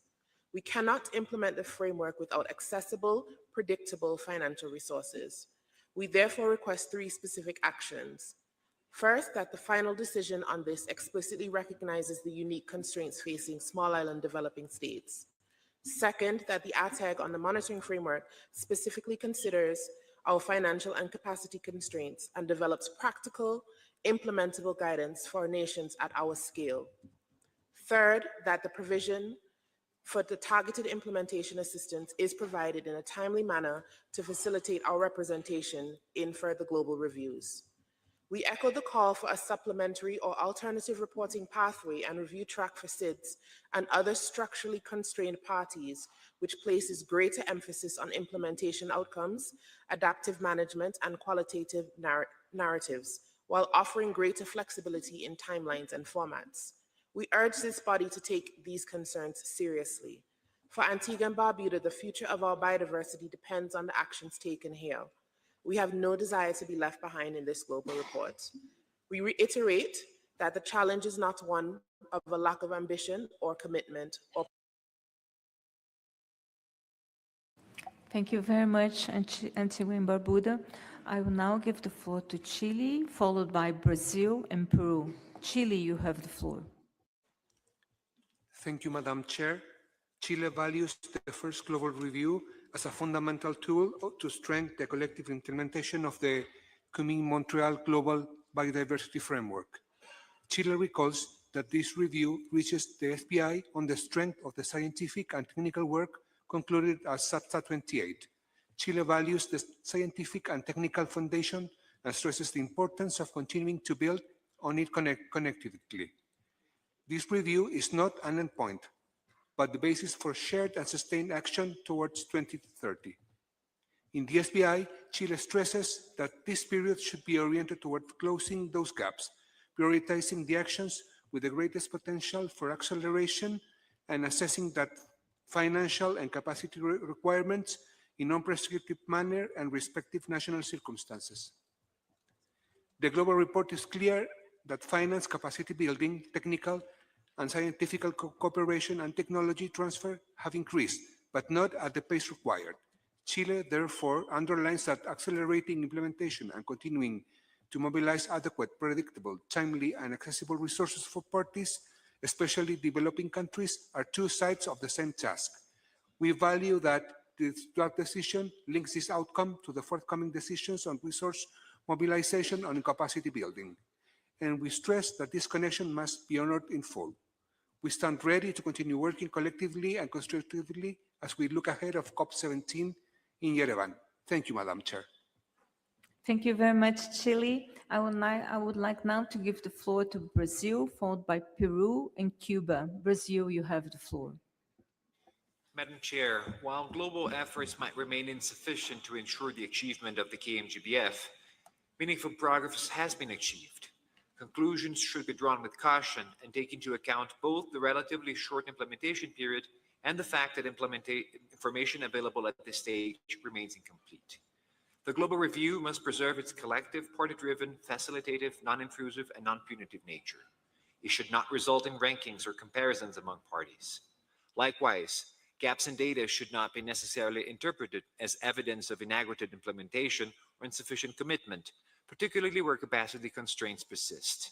The global report should serve as an important analytical input to the global review.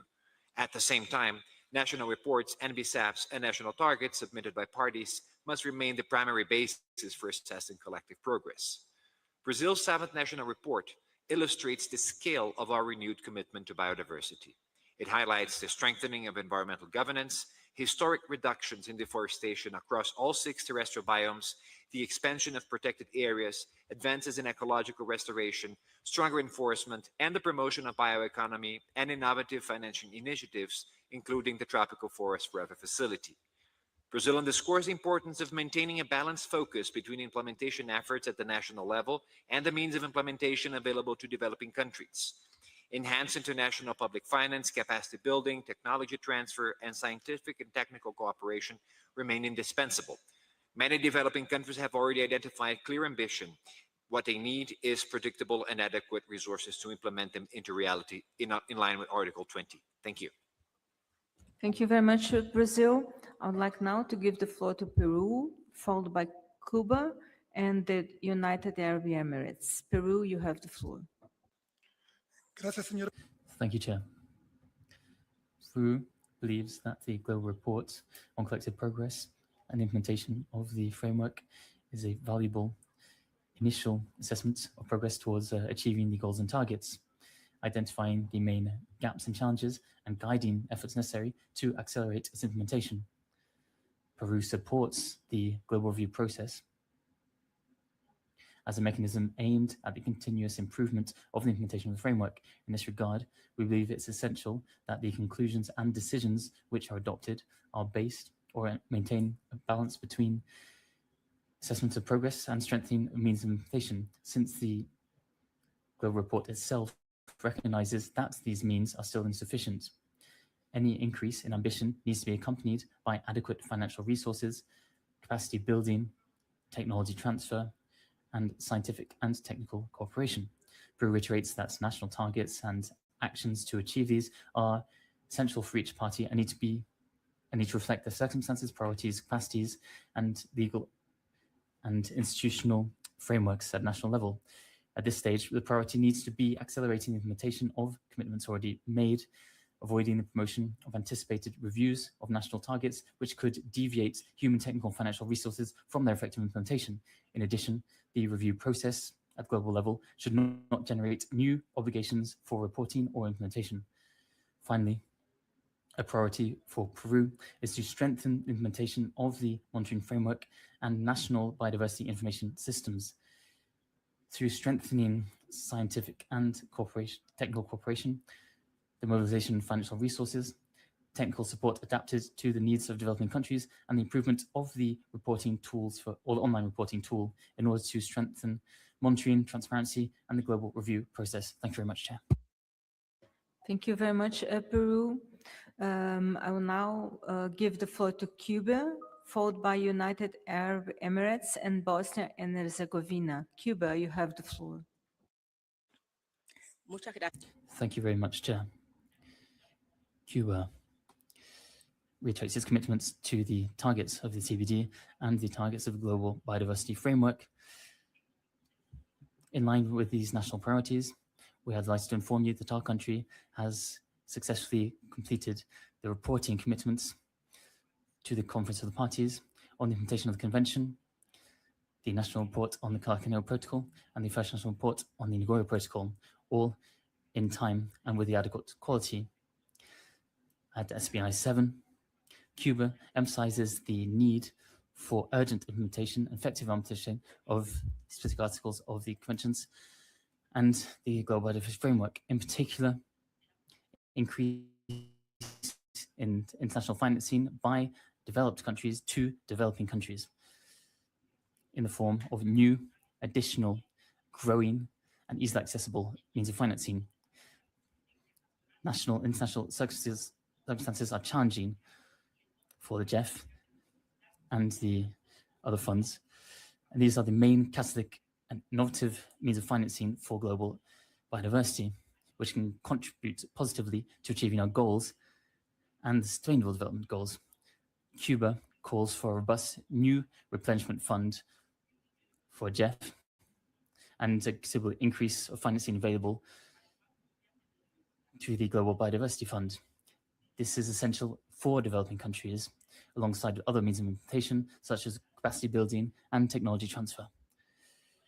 Chair, Cuba rejects the illegal imposition of unilateral and coercive measures such as economic and trade blockade by the administration of the USA against Cuba for more than 75 years, with a great escalation in recent years, which has a negative impact on the implementation of the Convention on Biodiversity. And the microphone was cut off. Thank you. Cuba, I'll give the floor to the United Arab Emirates and Bosnia and Herzegovina, followed by South Africa. UAE, you have the floor. Thank you, Madam Chair. Thank you. The United Arab Emirates would like to thank the Secretariat for the efforts in the preparation of the global report. We do recognize the importance of the global reporting because it facilitates the bridging of the gaps in providing lessons learned and enhances international cooperation.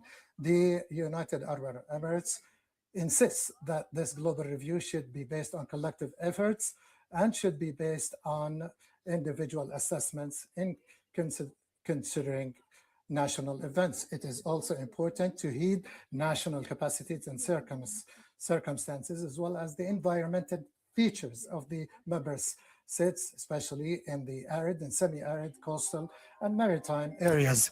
It is important to preserve this framework of reporting without any further commitments for reporting. It's also important that any improvements on the indicators should be based on scientific evidence. It should be applicable by the state parties.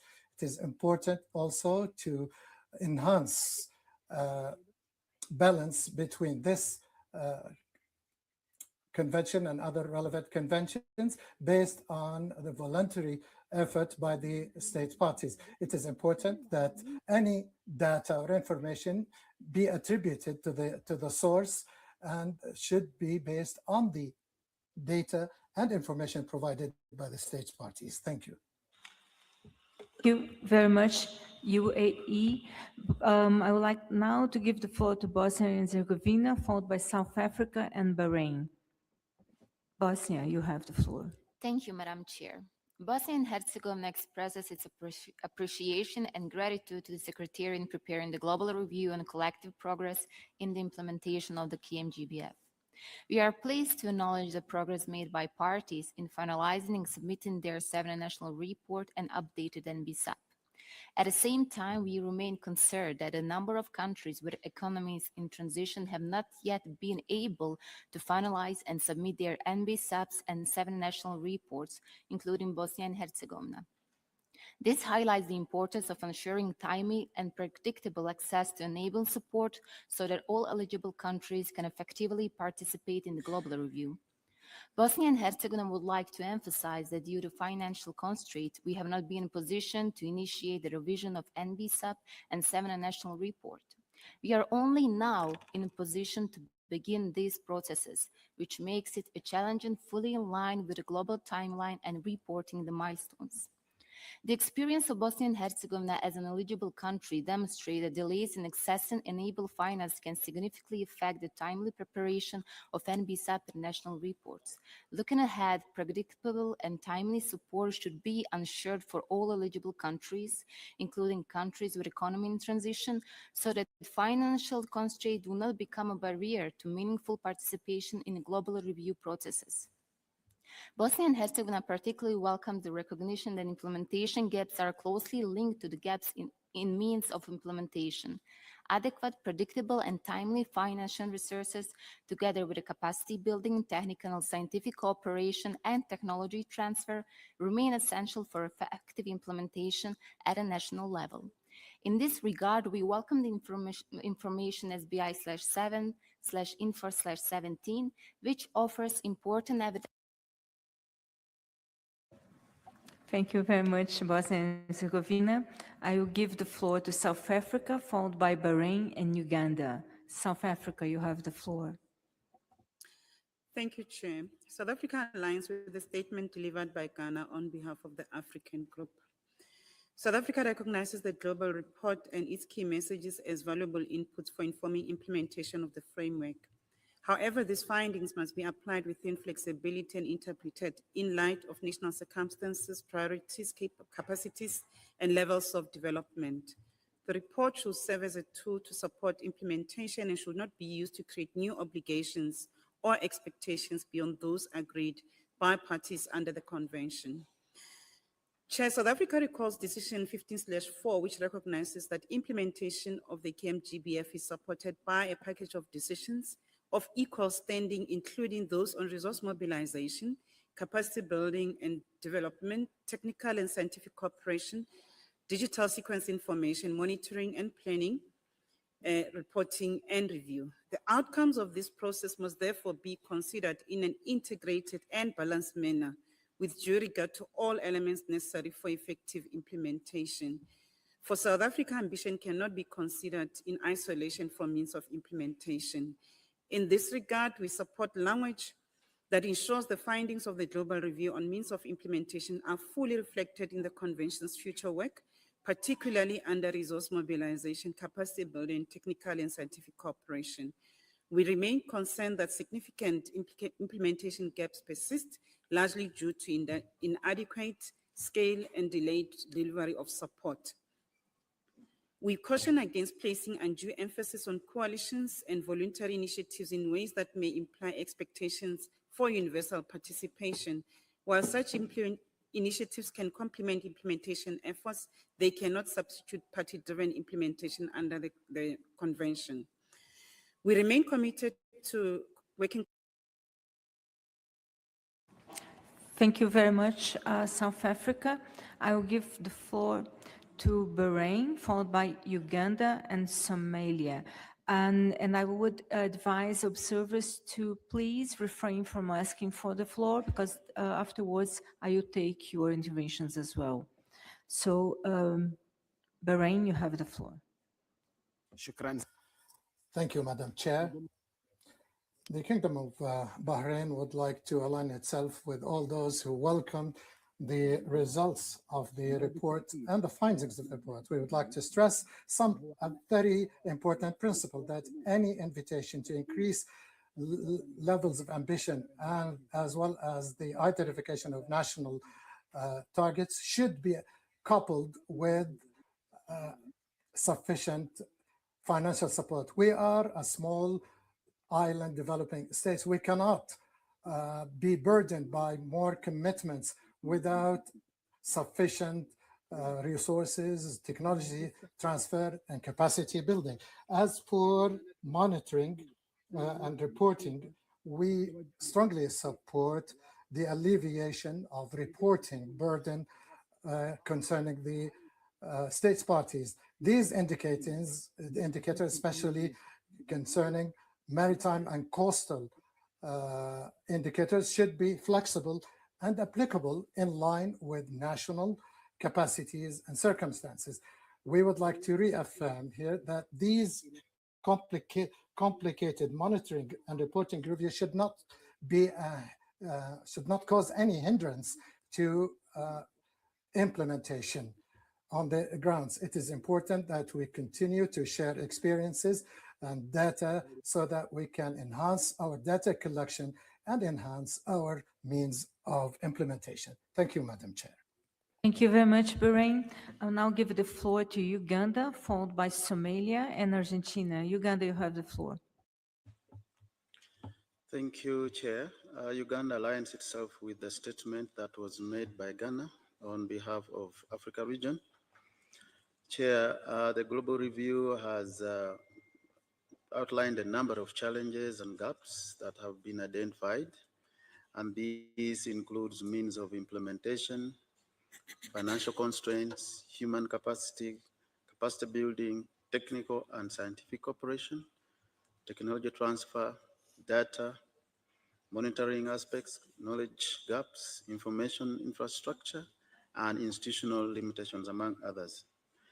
Chair, Uganda calls for elements of the draft recommendation to address all these gaps and challenges, and particularly, Chair, the adequate and predictable means of implementation, that is financial resources, capacity building, and technology transfer. Uganda also calls for issues identified in the key messages to be addressed in order to enhance implementation of the KMGBF. Thank you, Chair. Thank you very much, Uganda. I'll now give the floor to Somalia, followed by Argentina and Armenia. Somalia, you have the floor. Thank you, Madam Chair. Following statement made by African Group, the global review provides an important opportunity to assess not only our collective progress, but also the practical challenge that countries face in important the coming Montreal Global Biodiversity Framework. For Somalia, biodiversity is a fundamental to food security, livelihood, climate resilience, and sustainable development. We have made steady progress by updating our national MPSAP as well as Cartagena Protocol on 50 and 7 national reports. Strengthening national coordination mechanism, initiating the Biodiversity Finance Initiative, and integrating biodiversity into the national development planning. However, our experience demonstrates that implementation remains the greatest challenge: limited financial resources, biodiversity data, and access to technology continue to slow progress for countries affected by the climate change and fragility. These challenges require sustainable international support. Somalia believes that the global review should go beyond measuring progress and focus on identifying practical actions to accelerate implementation, This including improving access on biodiversity finance and strengthening national capacities, promoting technology transfer, and supporting country-led implementation based on national priorities. Thank you. Thank you very much, Somalia. I would like now to invite Argentina, followed by Armenia and Uruguay. I will give the floor last for the Russian Federation because you have already asked for the floor. So Argentina, you have the floor. Thank you, Chair. Argentina believes that work of this body is to consider the progress made,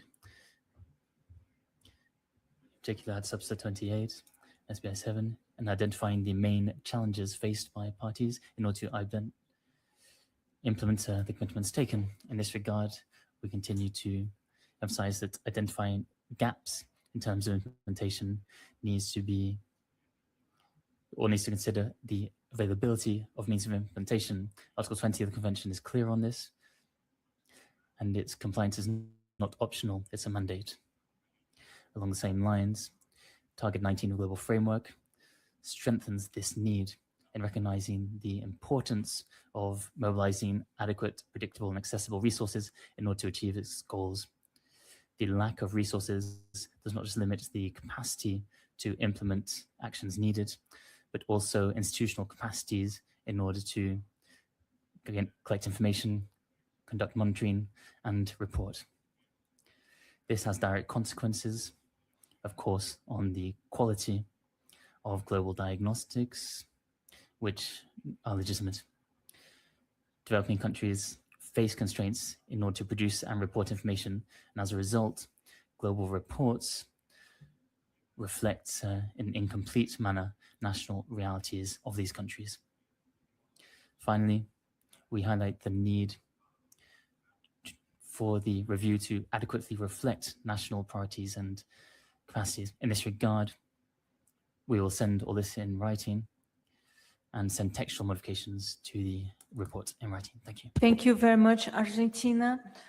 Colleagues, the Secretariat has informed me that the translators are having difficult time interpreting because you haven't uploaded your statements previously. So if we could please comply with their wish for having the text before them so that they can also translate and interpret in a very efficient way. I would like now to give the floor to Armenia, followed by Uruguay. Armenia, you have the floor. Thank you, Madam Chair. The first global review represents a major milestone in the implementation architecture of the Convention and the KMGBF. It demonstrates the collective commitment of the parties and other stakeholders to evidence-based action, providing for the first time a picture of where we collectively stand, highlighting the areas where progress is encouraging and identifying where greater efforts are urgently needed. We welcome the draft recommendation as a solid basis for translating the findings of the global report into practical action.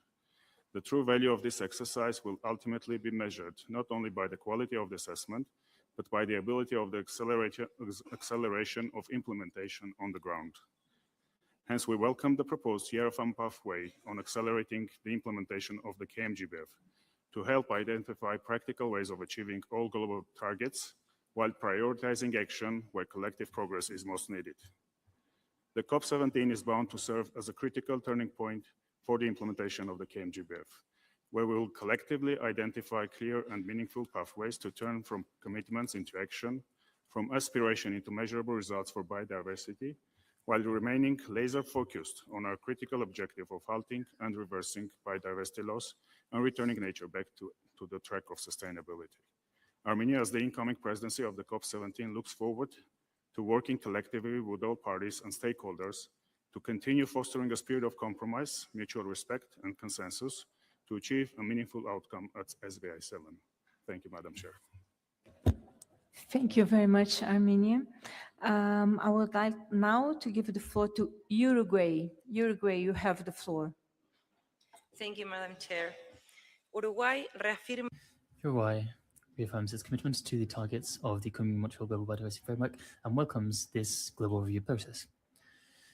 we share the concerns expressed by various parties in relation to existing gaps for implementation, in particular for developing countries. It's very important that the diagnostic takes into account the effective availability of means of implementation. First of all, we need to better understand the causes of this gap, distinguishing whether it corresponds to limitations in terms of financing, technical and institutional capacities, access to technology, difficulties in implementation, or other factors. We support an acceleration of implementation, which goes hand in hand with adequate means of implementation in order to achieve our goals. In addition, we in particular highlight the need to continue strengthening scientific knowledge in order to ensure decision-making which is informed and to support the design of more effective means of action. We support efforts aimed at reducing the burden of reporting, and we urge an improvement in coherence and coordination between CBD and other MEAs. Finally, we believe it's important to ensure consistency between international instruments on biodiversity, biosafety, access to genetic resources, phytogenetic resources, climate change, and sustainable production, avoiding duplication or uncertainties which could affect research, innovation, and the development of sustainable systems. Thank you very much. Thank you very much, Uruguay. I will now give the floor to the Russian Federation, followed by Ukraine. Russian Federation, you have the floor. Thank you, Madam Chair. Distinguished colleagues, we would like to exercise our right of reply in response to the false accusations made by the Ukrainian delegation. We consider it necessary to emphasize that these allegations are politically motivated and are not supported by any credible evidence and are not related to the agenda item under considerations. Such allegations are speculative and are intended to discredit Russia during today's meeting. They are not only unfounded, but also devoid of legal substance. The environmental situation in the region cannot and should not be defined by unilateral claims. On the contrary, Ukraine's actions have clear transboundary consequences for biodiversity. This includes, in particular, the repeated use of weapons with indiscriminate effects, including cluster munitions, which leave extensive areas contaminated with heavy metals and toxic explosive remnants and pose a direct threat to biodiversity. The use of such weapons has been documented by international sources. Russia has consistently proceeded from the need to protect the civilian population and to minimize environmental damage. We call for an end to the use of environmental issues for political purposes. We call upon all delegations to respect the agreed agenda, adhere to the mandate of the Convention and its subsidiary bodies. Thank you. Thank you, Russian Federation. I will now give the floor to Ukraine. Ukraine, you have the floor. Thank you. Once again, we have just heard another online scripted fair tale from the representative of the Russian Federation.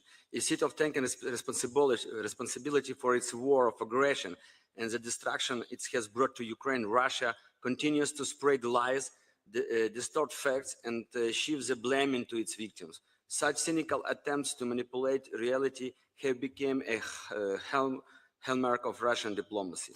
This meeting should not be missed by the Russian disinformation. The facts are clear. It's Russia's war of aggression that has caused catastrophic damage to Ukraine's people, environment, and biodiversity. No amount of propaganda can rewrite this reality of shield Russia from accountability. We call on all member states to reject disinformation, uphold international law, and ensure full accountability for the imminent human and environmental destruction caused by the Russian aggression against Ukraine. Thank you. Thank you, Ukraine. Colleagues, I would like now to come back to our appreciation of the early submission of statements by observers. Can I do that? Have you been able to review the statements made by observers?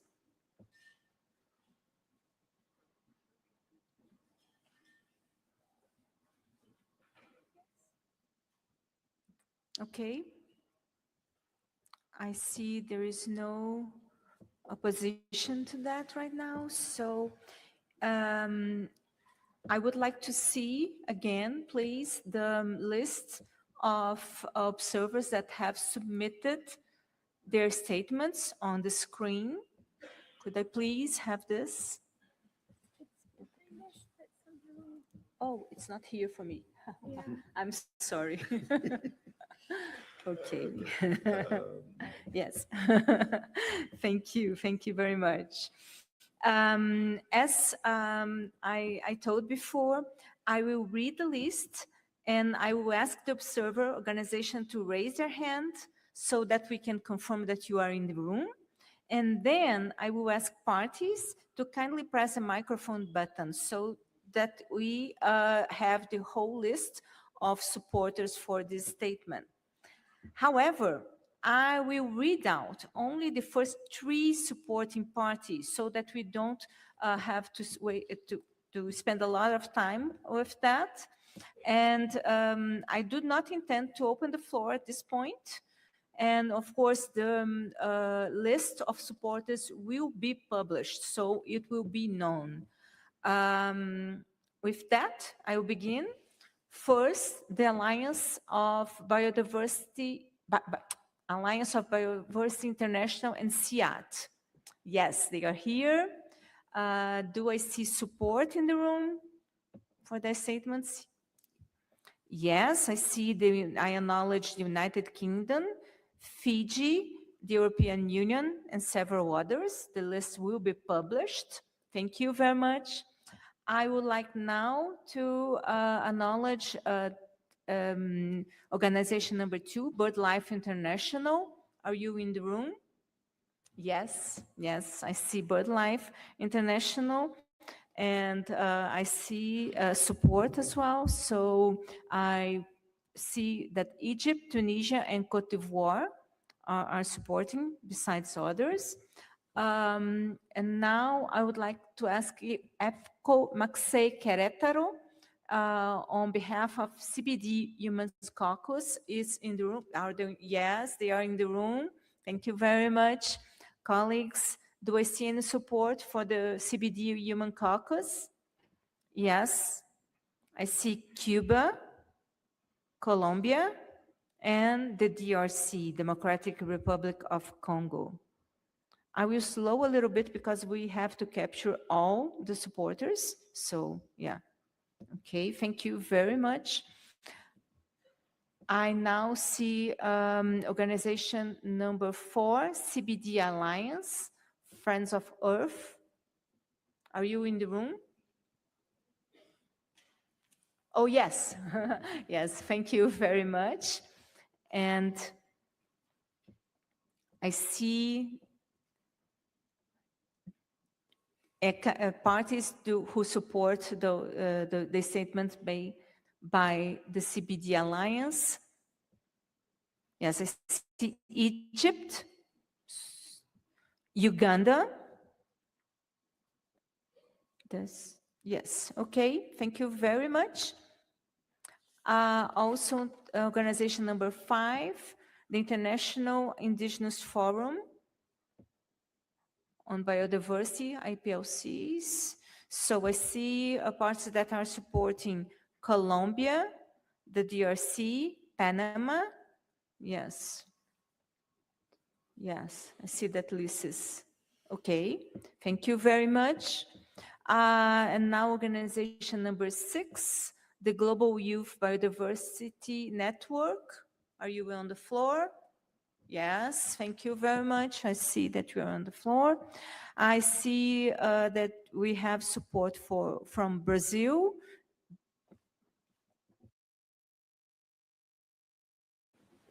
Okay, So I see that we have support from Brazil, Democratic Republic of Congo, and Uganda. Thank you very much. Organization number 7, the Office of the United Nations High Commissioner for Human Rights. Are you on the floor? Yes, thank you very much. I see lots of support. So I read the first 3, Colombia, Mexico, and Congo. Thank you. Organization number 8, the Rainforest Action Network. Are you on the floor here? Yes, thank you. Thank you very much. I see that Brazil supports in Congo. Thank you. And Comoros as well. Now, organization number 9, the Rockefeller Philanthropy Advisors. Are you in the room? Oh, yes, thank you very much. Do I see any support? Yes, I see Fiji. I acknowledge Fiji, United Kingdom, and Brazil. Thank you very much. I also see the Secretariat of the Convention on International Trade in Endangered Species of Wild Fauna and Flora, CITES, the Secretariat of CITES. I see several countries that support. I acknowledge Switzerland, Cuba, and Gabon. Thank you very much. And now the Secretariat of the International Treaty on Plant Genetic Resources for Food and Agriculture. I see lots of support as well. So I acknowledge Switzerland. Oh yes, I'm sorry. No, but are you in the room? Yes, thank you very much. And I see Switzerland, the United Republic of Tanzania, and the United Kingdom. Thank you. Thank you very much. I also see the United Nations Development Program. Are you in the room? UNDP? Yes, thank you. Thank you very much. I see support from Equatorial Guinea, Cuba, and Tajikistan. Thank you. Thank you very much. Yes. Thank you. Organization number 13, Women for Biodiversity. Yes, they are in the room. Thank you.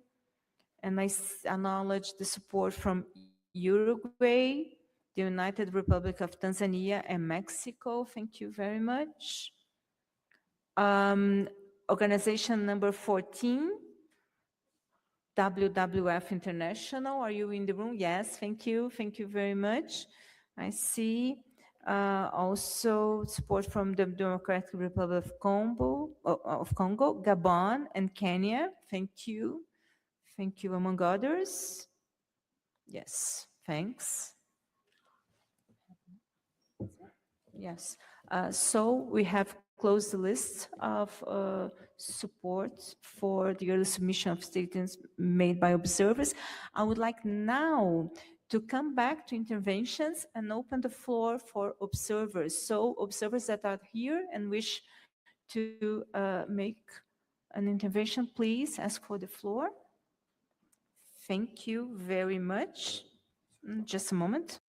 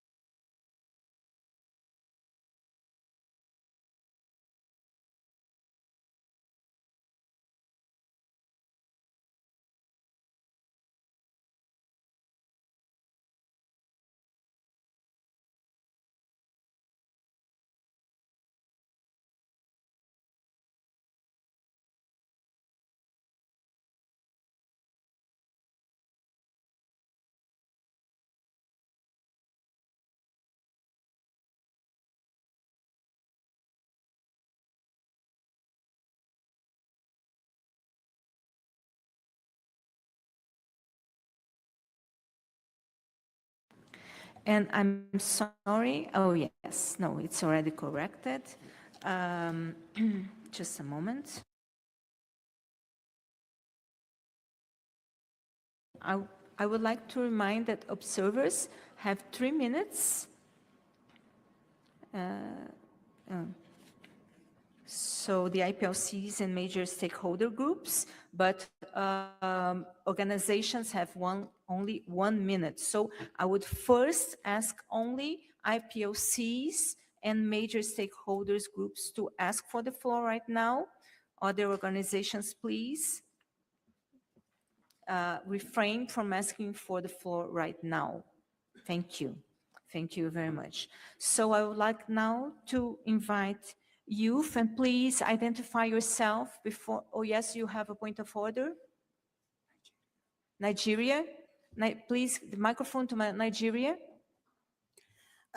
Thank you, Madam Chair, for the floor. Just a point of order here. When you read the CITES early submission, you didn't ask if they were in the room, and we were not sure if a representative of CITES raised their hand in this room, just to be sure that we capture that correctly, if they're in the room or not. Thank you. Thank you very much, Nigeria. I apologize for that. Yes, they are in the room. Thank you. Thank you. So I would like to give the floor now to youth, and please identify yourself before speaking. Thank you.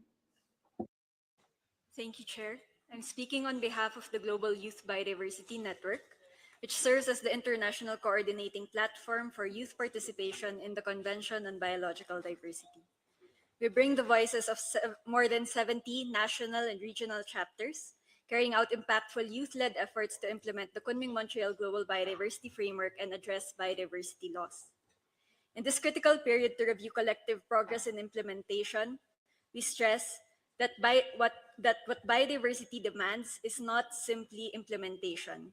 It is implementation that is more effective and more equitable. And it is implementation that intentionally disrupts the status quo and the business as usual that is causing biodiversity loss.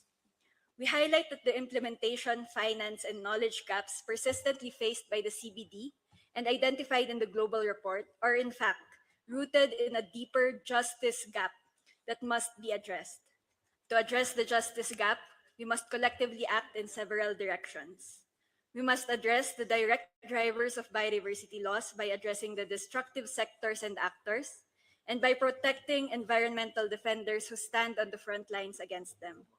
We must follow a human rights-based approach, intergenerational equity, and gender responsiveness to guide our actions. We must ensure space, recognition, and support for Indigenous peoples, local communities, women, and youth as distinct rights holders, key implementers, and as among the groups most disproportionately impacted by biodiversity loss. And we must ensure that resources are flowing to developing countries and to communities on the ground. In line with reflecting and addressing the justice gap that underpins current challenges in implementation, we have submitted text proposals, and we thank parties for their support as negotiations progress. Thank you very much, Chair. Thank you very much, GYBN. I now see the women, CBD Women's Caucus asking for the floor. You have the floor, followed by the IIFB, Indigenous Peoples. And I will close the floor for IPLCs and major stakeholder groups. So if you have not asked for the floor, please do now. We'll do it now. So CBD Women Caucus, you have the floor. Thank you. Thank you, Chair. I'm speaking on behalf of the CBD Women's Caucus and its over 900 members. We thank parties that express support for our submitted statement. This is to highlight that our revised statement was to better align with the outcomes of the SABSTA negotiation, with the confidence that the contributions, solutions, experience, and knowledge of Indigenous people and local communities, people of African descent, women and youth are core part of effectively and equitably addressing the gaps, challenges, and barriers in implementation identified in the global report.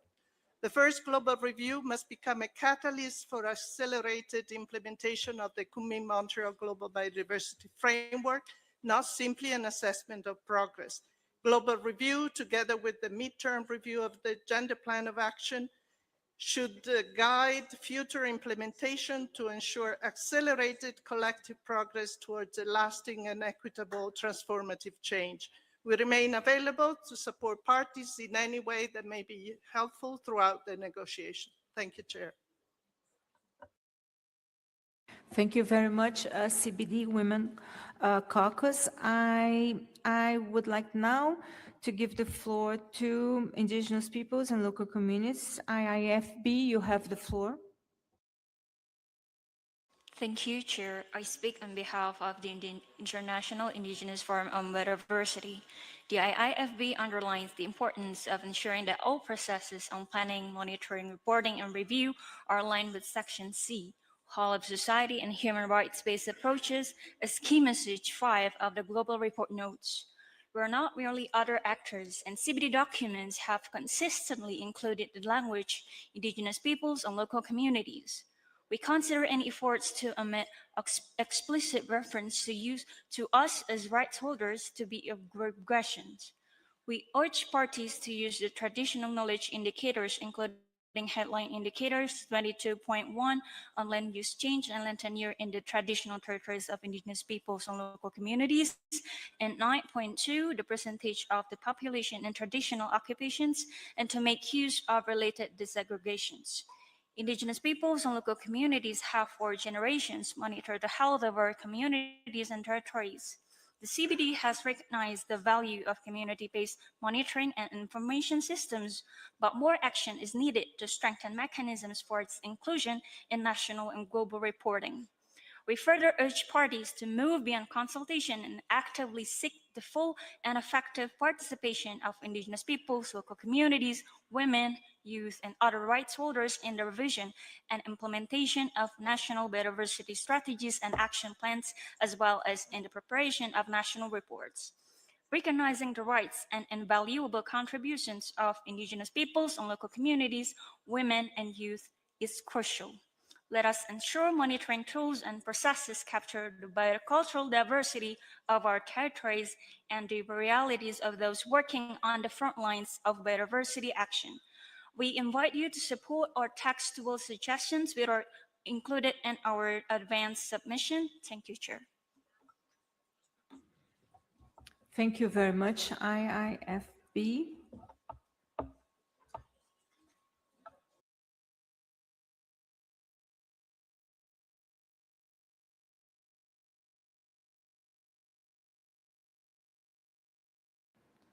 Okay, thank you very much. I acknowledge now NGOs. Please identify yourself. Thank you very much.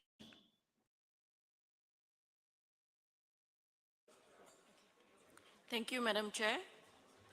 My name is Deva Lingam. I'm from Friends of the Earth Malaysia, a member of CBD Alliance. We have submitted a statement on this agenda item, and I would like to supplement it with a few key points. The global review process, unfortunately, does not address the underlying structural root causes of biodiversity destruction, which is an economic and development model that consistently places the profit of a few over peoples and our planet. Unless the main structural drivers of biodiversity destruction and impediments to implementation, such as corporate capture, sovereign debt burdens, austerity policies, and tax injustices are addressed, transformative change will not be possible. Developing countries hold most of the world's biodiversity and bear the greatest burden of action, but developed countries bear overwhelming historical and continued responsibility for global ecological breakdown.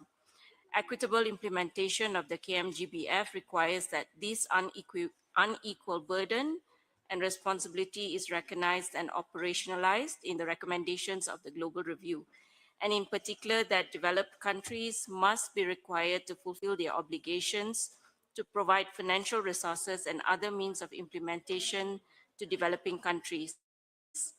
The Global Review has lacked a formal process and mechanism to ensure that the Global Review process is genuinely effective in reversing biodiversity loss and ecosystem degradation, we urge SBI-7 to develop and adopt recommendations to create an inclusive participatory review process with clear timelines and modalities, including regional dialogues to identify systemic challenges and real solutions.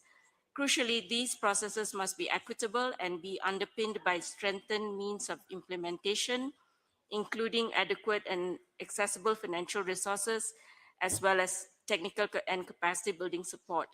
This is essential for developing countries to participate fully, effectively, and on equal footing, thereby enabling the scaling up of ambition and action necessary to achieve the 2030 biodiversity targets. Thank you, Madam Chair. Thank you very much, CBD Alliance. I understand that your statement, it's not really supplementary, but it's only restating, and there is already support for that.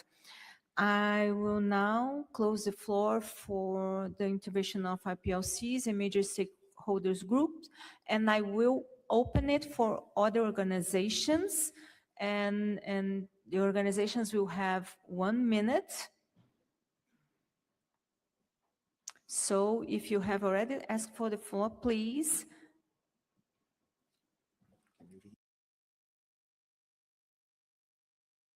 Okay, perfect. Thank you very much. So I will give the floor to the IUCN, followed by UNESCO.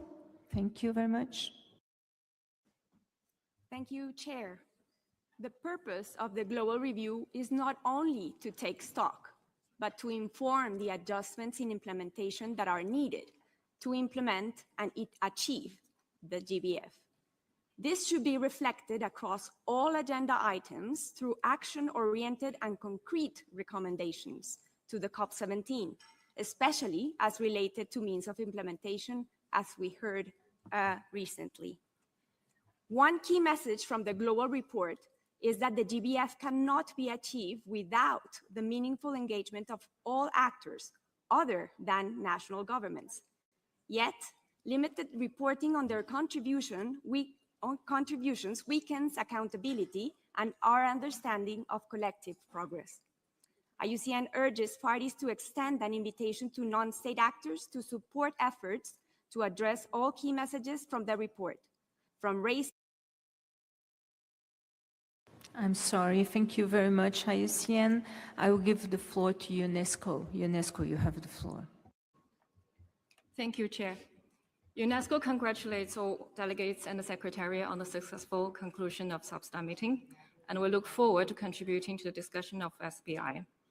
UNESCO first welcomes the recognition in the global review of collective progress of the contribution made by UNESCO and its member states, including through online policy framework, the Hangzhou Strategic Action Plan for the Man and the Biosphere Program, and the use of UNESCO designated sites such as biosphere reserves and World Heritage Sites in advancing biodiversity conservation as OECMs. To help closing the remaining gaps identified by the report, UNESCO remains committed to supporting parties in translating global commission into action on the ground through its unique mandates in disciplinary work in linking science, education, culture, and indigenous knowledge especially. Allow me to highlight.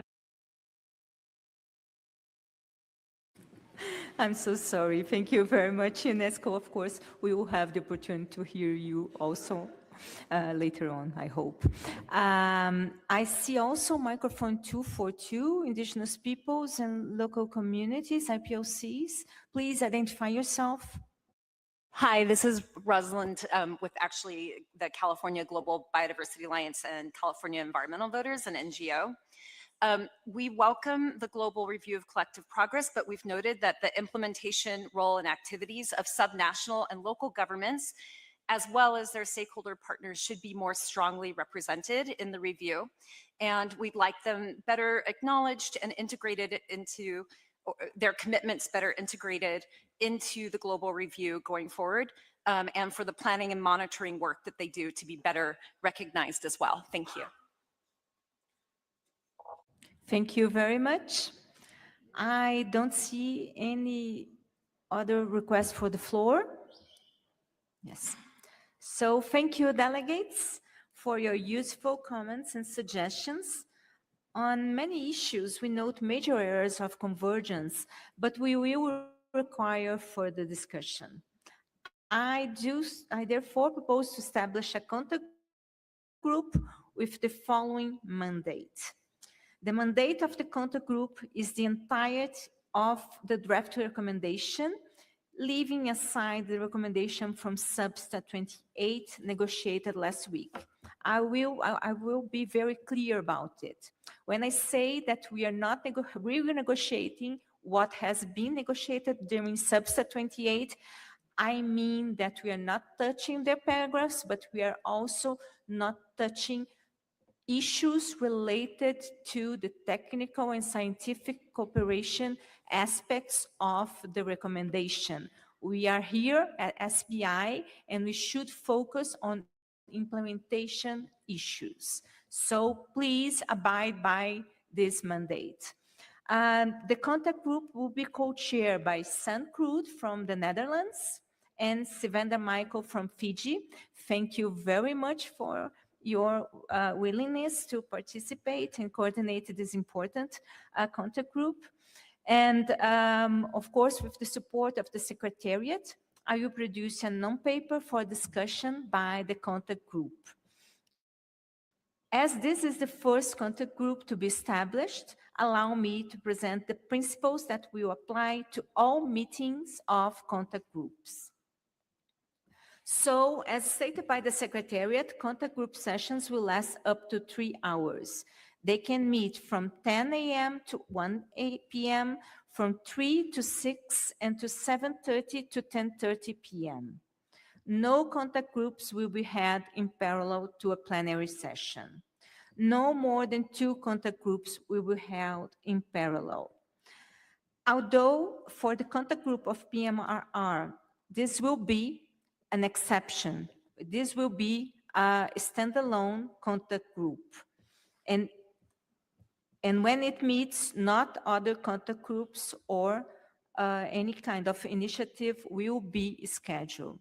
So we are following the same procedure that has been adopted during Substa 28 as well. Contact groups are open to participation by all parties. Other governments and observers will also be able to participate unless otherwise decided by the chair, by me, or by the co-chairs. The usual practice and rules will apply to participation of observers. They may speak at the discretion of the co-chairs. Any substantive proposal from an observer must be supported by at least one party. In any contact groups, please focus the work on the operative paragraphs. We are adopting the decision made by the COP Bureau. So here in SBI, we are not dealing really with preambular paragraphs, only operative paragraphs. And also please refrain from revisiting accepted COP decisions. Agreed text must be followed and observed. Please, let's keep with our decision to not present or discuss preambular paragraph. Please note that audio and video recording during contact groups is strictly prohibited. Please check the monitors or the online schedule for the time and place of the meeting of the contact group. Tonight, we will convene the first contact group on PMRR, so I'm already announcing it right now. I wish to remind delegates that you ensure to have uploaded the full text of your interventions no later than 1 hour after the close of this session. I don't know if there are any further requests for the floor. I don't see none. Well, we still have some minutes. So if we could please bear with me, we still have like 10, 12 minutes. So I would like to introduce the next agenda item, It's item 5, digital sequencing information on genetic resources. We are just changing. Thank you.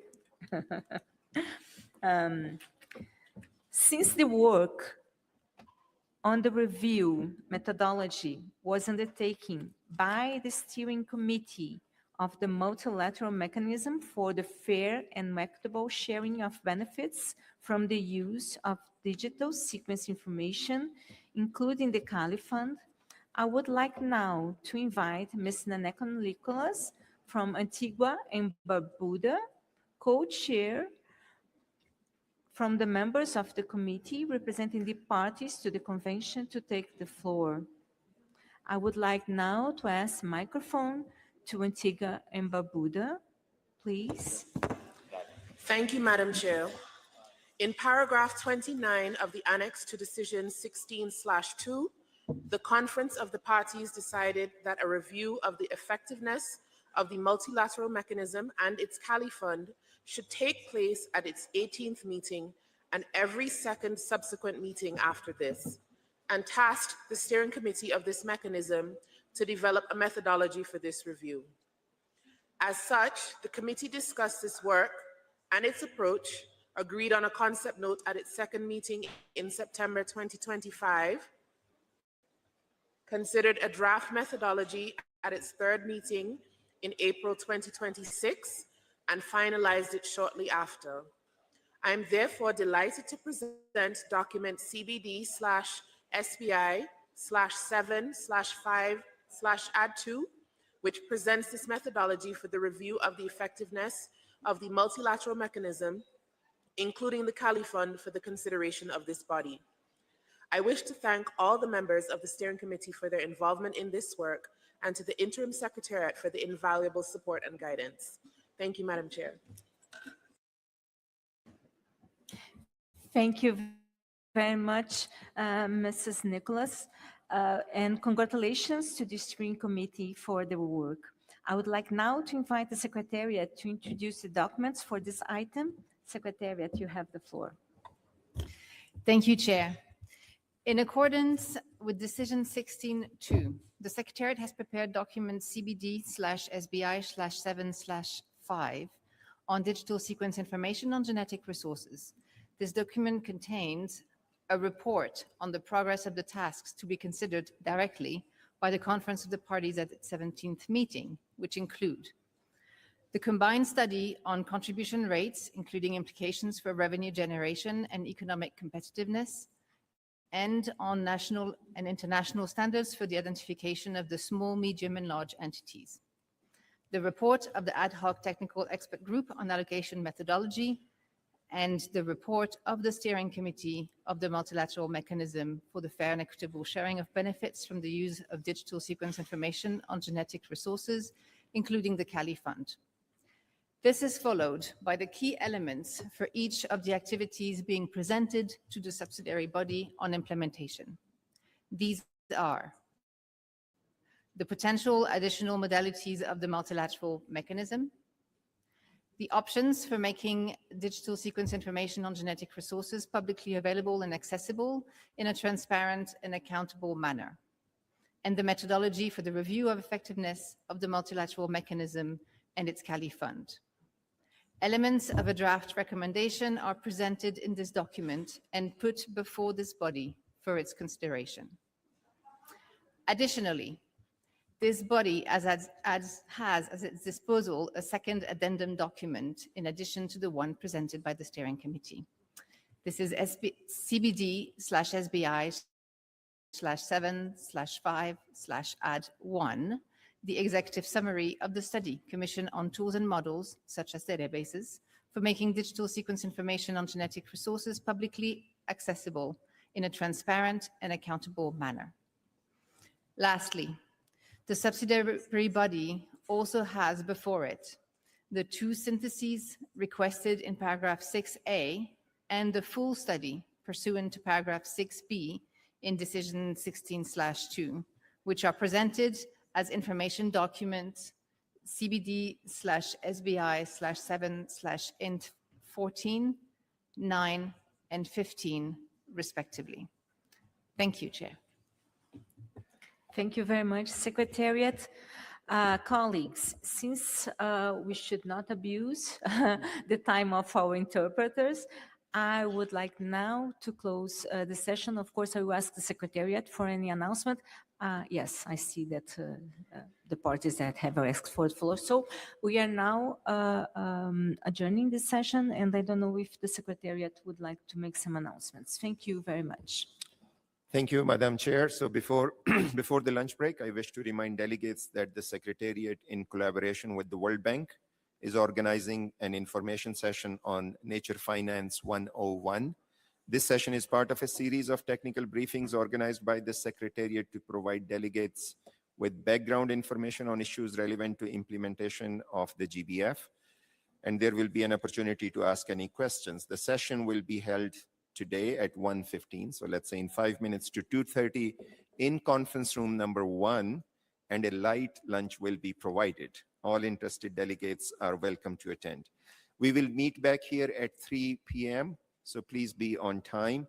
And then the contact group on PMRR will meet at 7:30 p.m. this evening. Please keep checking the screen for live updates. Wish you a nice lunch break. Thank you.